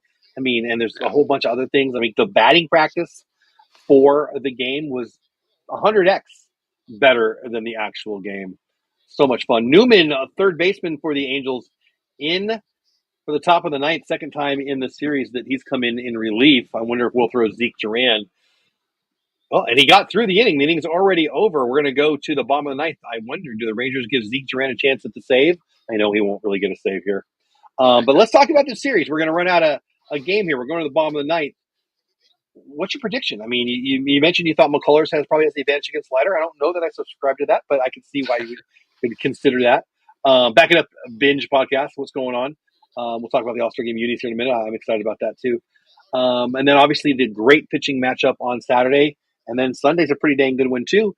I would say, I'll just answer my own question. I think that all three of these games are 50-50 toss-ups, maybe because it's in Houston, and Houston is, I don't think they're the better team, but they certainly have the better record. I think you've probably got to give them the advantage, though, a little bit. But I'm talking like 55-45 kind of thing for all three of the games. What say you? Where would you put it? I would say 2 out of 3 either way is. I think if the Astros sweep my Rangers Twitter will be so annoying I won't be able to go on it. And if it goes the other way, I can't even imagine. I don't know. Ranger fans are weird with that stuff. I don't know. But I would say 2 out of 3 is probably, obviously, mathematically the most likely result, and Yeah. probably what I think. But I'll shut up and listen to you. What say you? No, I have to agree. I think 2 out of 3 is going to be where it's going to be. I really think, gosh, it's really hard. I mean, 51-49. Yeah, yeah, It could go either way, and yeah. um, I that's what said makes. 55-45, but I mean, I get your point. I just don't think, and the math of it, let's be real, does lend itself to you could get a sweep. Whoever wins that first Yeah, game, you could do it. But I think that I wouldn't be surprised with any of the 4 outcomes, sweep either way or 2-1 either way. I just wouldn't. And obviously, the Rangers need it way worse. I mean, you just said it. I don't know how much you were being serious or kidding. It sounded like you were being serious. yeah, It didn't bug you that you got swept by Cleveland because you've got what double-digit lead. yeah. Um, Yes, I mean, was it 6.5 lead up against Seattle, and then is it um, 6.5? Okay. See, I I thought it was think bigger than that. yeah, I think but I think the Rangers are, I think they're 11.5 is their. Yeah, we're like, I think we're 3 behind Seattle. I wouldn't swear to that, but in the wild card, obviously Seattle and Boston have been the bottom wild card team for a couple of days now. I It's would love to be chasing Houston, but the truth is we've got to get to 500 and get in the wild card right. spot before we can even look up at you guys. But I mean, taking 2 out of 3 or sweeping you guys would go a long way to that, especially with the All-Star break. I mean, if we got swept by you guys and then we had to sit out for the All-Star break and everybody went home and licked their wounds and went Yeah. fishing or golfing or whatever, that could get long and ugly. Oh yeah. I mean, right now, the Rangers are sitting 4 games back in the wild card, um, behind the Angels and Royals and Mariners. So, and then 10 games back in the AOS. So I mean, there's still plenty of time for the AL West to kind of heat up a little bit more. I think we're going to see that after the All Star break. It's going to be interesting to see what, obviously, the trade deadline. That's like the biggest key. What's going to happen, and you know, um, yeah, I think like we mentioned, I think the Rangers have an opportunity to still, there's still plenty of time, still plenty of baseball left. August and September is where it's going to be at. I think Yeah, where this totally agree. where this race is going to be. So, um, yeah, I'm looking forward to it. It's going to be a fun second half. I'm It is. It's going to be a definitely fun looking forward summer and a fun early fall. I agree. Hey, Mason, how are you, buddy? Welcome in. So here's my Rangers fan take. My worried Rangers fan take. I worry and believe that the Rangers are going to stand pat. I don't think we're going to do much as a buyer, and I don't think we're going to do much as a seller. I do, however, unfortunately, think that Seattle is going to be maybe the most active to. buyer, and I think Houston might be too. I really fear that, frankly. I think your outfield isn't great, but if you went and got an outfielder, that changes things greatly, right? Oh yeah, And Seattle the same. Like, if Christian Walker is starting to heat up. He's basically a bat that you're adding without even having to make a trade. If you add another bat, that might be insurmountable. And in Seattle, if they added a bat or two, I mean, they're talking about maybe even adding a pitcher, which I don't know if I subscribe to that. I get their pitching's not as good as it was last year, but still a pretty good staff. I think that my fear as a Texas Ranger fan, thinking that we still have a chance, is what I just said. Seattle adding and Houston adding and us not. What do you hear down there? Do you think Houston's going to be buyers? What do you hope they add? Do you agree with me they need an outfielder bat? What are your thoughts? yes. They're going to have to do something. They're going to have to make some sort of buying, because uh, they need a left-handed bat. We don't know when Jordan Alvarez is going to come back with that hand If, issue. right? Like, it might be the season, right? I haven't It's heard anything since possible. the. I Yeah. mean, but the way with the Astros medical staff is, we don't know what's going on. I mean, they're not really forthright like other teams are, who are very transparent in what's going on as far as injuries. I mean, I think the Dodgers are probably the best at letting the media know what's going on. So, I really think they're going to need a left-handed bat, an outfielder. Do they go out and maybe get Cedric Mullins from Baltimore? I've heard that. That's one of the names I'm kind of hearing being thrown See, around I've as heard well. that too, but Myers is having a real nice year for you. Yes, am I crazy? Oh yeah, but with his calf injury kind of flaring up now, and we Oh, don't know that's what true. That's true. we don't know what that's going to deal. How But okay, but let's continue though. Cam, he's not at third yet. I mean, Isak Paredes he's an all-star. So I Yeah. get that Cam is a shortstop, but Cam's still out in right field for you guys, right? I'm not missing that, am I? Yeah, no, he's still out there and he's playing great. I He mean, is. I love that kid. oh, he's taking everything that the Astros have asked him to do Hmm. and done it with such Yeah, with such grace. he might be And a star, dude. I like him a lot.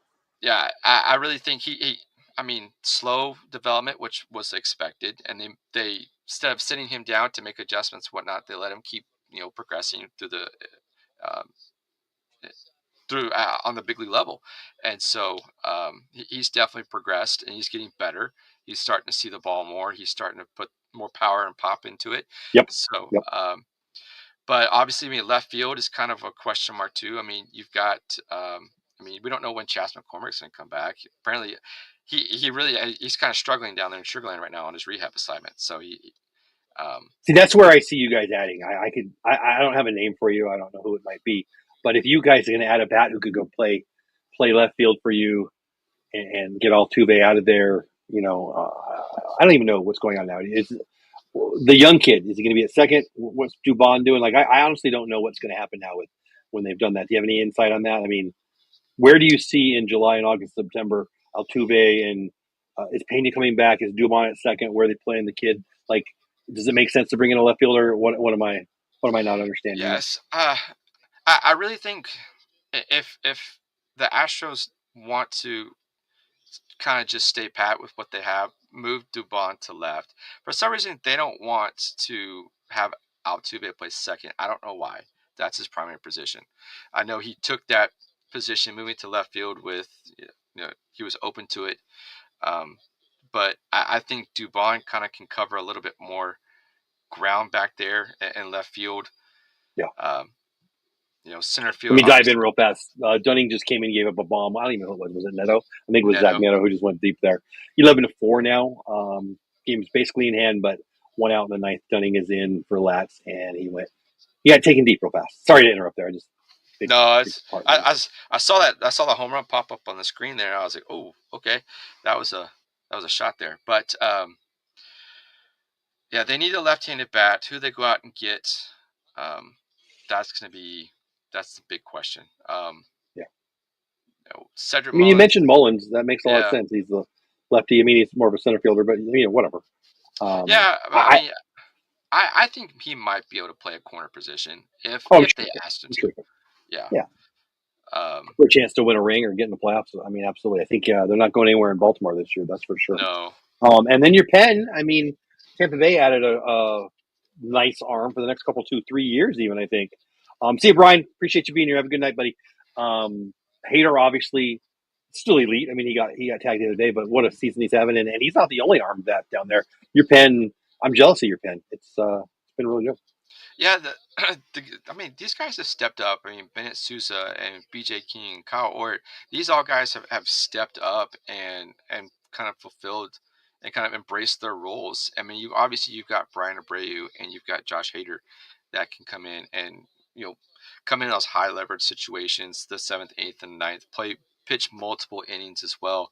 Obviously, I know Hader doesn't like to do that too much, but which we saw last night. He came in the ninth and then went in for the 10th and gave up grand slam. So, Yeah, um, yeah, but the bullpen has been pretty stellar this year, which is yeah, usually it ebbs and flows, but this season has been fun to watch these guys, these young guys that yeah. have kind of embraced their roles.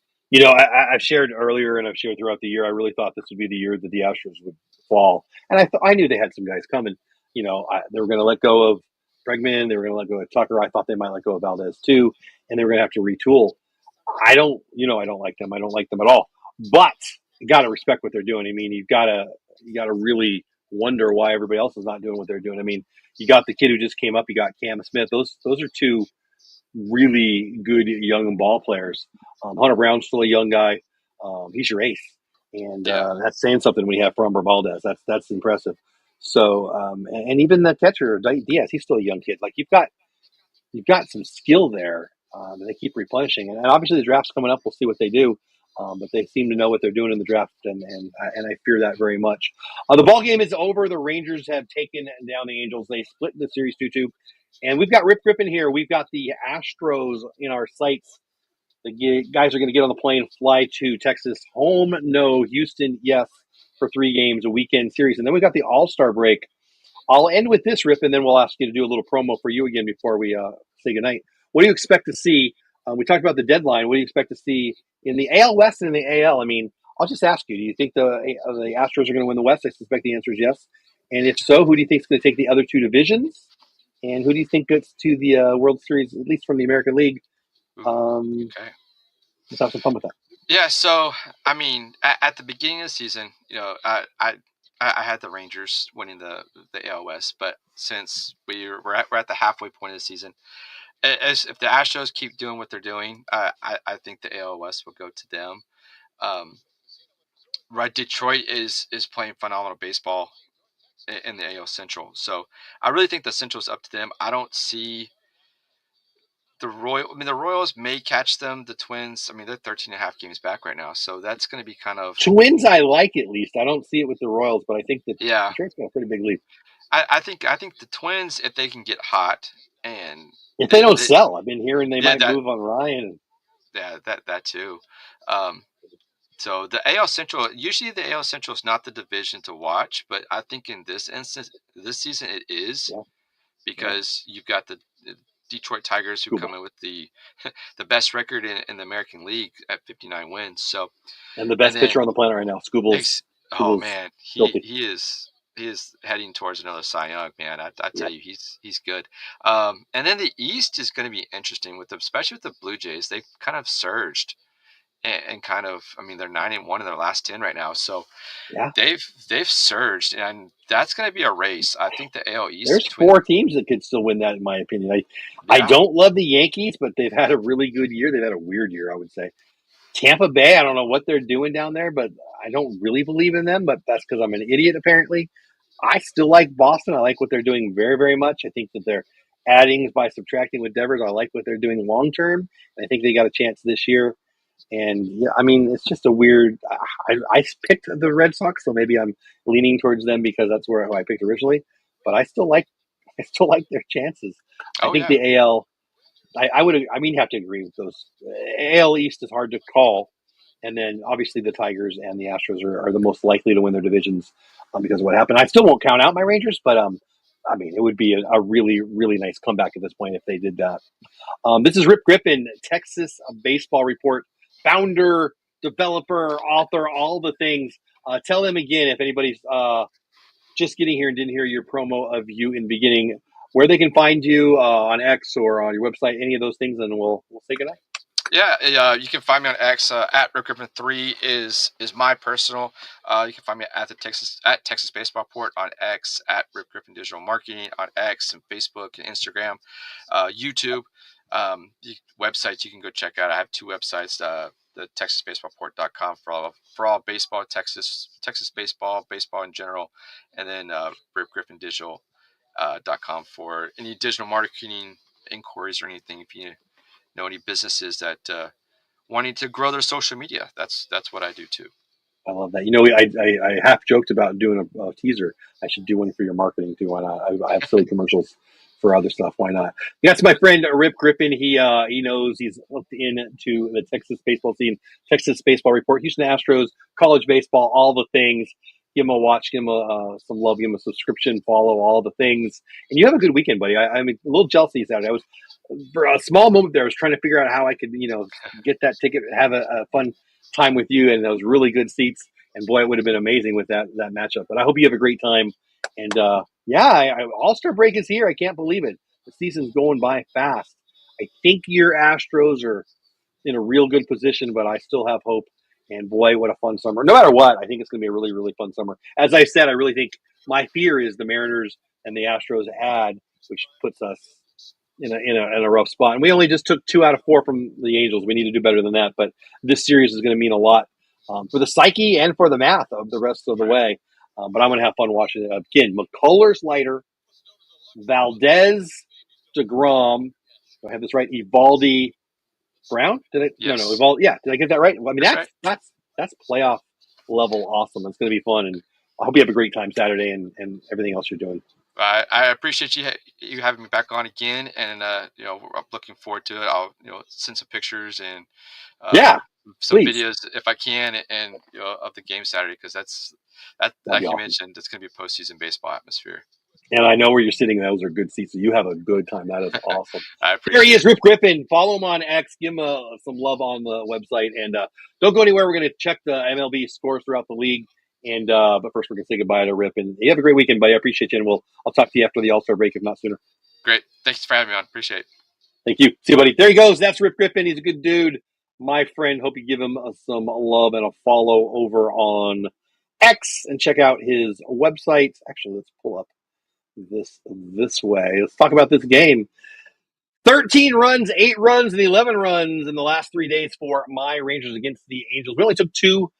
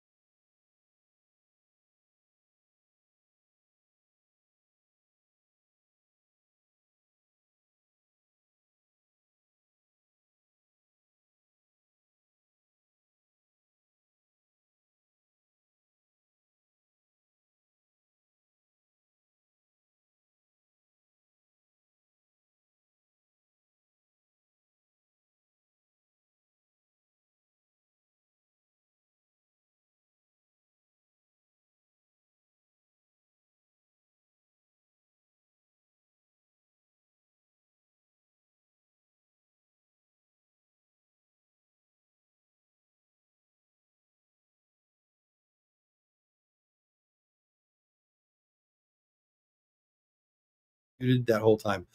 Unbelievable. Did I lose everyone? Have I been muted that whole time? Guys, I am sorry. I just went through all the scores. Well, you guys saw them at least, right? You could see them. I'm just going to assume that you could follow along. I'm sorry about that, guys. Super stud is a super stud for telling me. Sorry about that, guys. I didn't even realize. How did I even do? I did that the other night too. Whatever. I will do the recap again real quick. I'm not going to go through over all the scores. You saw them. It is what it is. My Angels, nope. My Rangers can't take the series against the Angels. 2 out of 4. The offense is back. 13 runs, 8 runs, and tonight's blast off. Love what I'm seeing from the offense. Like our chances against the Astros. Wish we had a day off here. What a trifecta of pitching matchups in Houston. Game 8, 9, and 10 in 8, 9, and 10 days in a row. All on the road. West Coast to West Coast, and then Houston. It's the toughest road trip of the year. It really is, and it's going to be a big 3 games in Houston. I will be live probably tomorrow night. It just depends on family stuff. I'll plan on being live tomorrow night. I hope I'll be able to do that. I will not be live Saturday or Sunday. I've got work on both Saturday and Sunday. So if I go tomorrow night, awesome. If I don't go tomorrow night, I won't see you until after the All-Star break for a Ranger game. Obviously, we'll be bringing some content during the break. Might do a draft show. I just don't know if I'm going to have time to put it together. I had fun tonight. I hope you guys had fun too. I'm not going to lie. I'm tired. These late games get me. It's 11:30 DFW time, only 9:30 out there. The boys have to fly all the way out here and play tomorrow. That's a rough one. 183 people still here on X5 on Clubhouse or Texas Ranger Clubhouse. I appreciate every single one of you. Thank you. Thank you. Thank you. If you're a new subscriber today, thank you. If you've been here for a long time, thank you. If you're a new member or renew member tonight, like Logan is, thank you. If you've been here for a long time, thank you. Like TLC. Appreciate every single one of you, whether it's first time today or you've been here for months or even years now. It means a lot. I'm just a weirdo talking to myself if nobody shows up. You can follow me on X at Jeff Bates on X. I will be very active on X Saturday and Sunday during the games while I'm at work. And so you can follow me there, but I won't be live, like I said. But I will be hopefully tomorrow. That's it for now. You don't have to go, but you can't stay here. Have fun storming the castle. Rangers in Houston. Silver Boot Series starts tomorrow night. Should be fun. Thanks for being here. Have the best night ever. Thanks for hanging out with me tonight. I hope you had a good time, whether we won or we lost. I guarantee I had a good time because you were here. I appreciate you being part of our Clubhouse crew, whether you're on my YouTube channel at Texas Clubhouse or over on my Twitch, also at Texas Clubhouse, whether you watch on X at Jeff Bates on X, wherever, you're the best because you're here. You stayed all the way to the end. It means a lot. I'm going to drop my link tree right here so you can check me out other places. Listen, it just means a lot that you spend a little bit of your evening or your daytime with me here, watching a little baseball, talking a little baseball. I love this. I love building a community. I love watching baseball. I love talking baseball. And I'm just talking to myself if you're not here. So thank you. Thank you. Thank you. If you want to do anything cool for me, like the stream. Of course, I'd love it if you became a member of the channel and all those things. But the most important thing is you were here. I hope you come back again. I appreciate you. Have the best day ever. Go Rangers.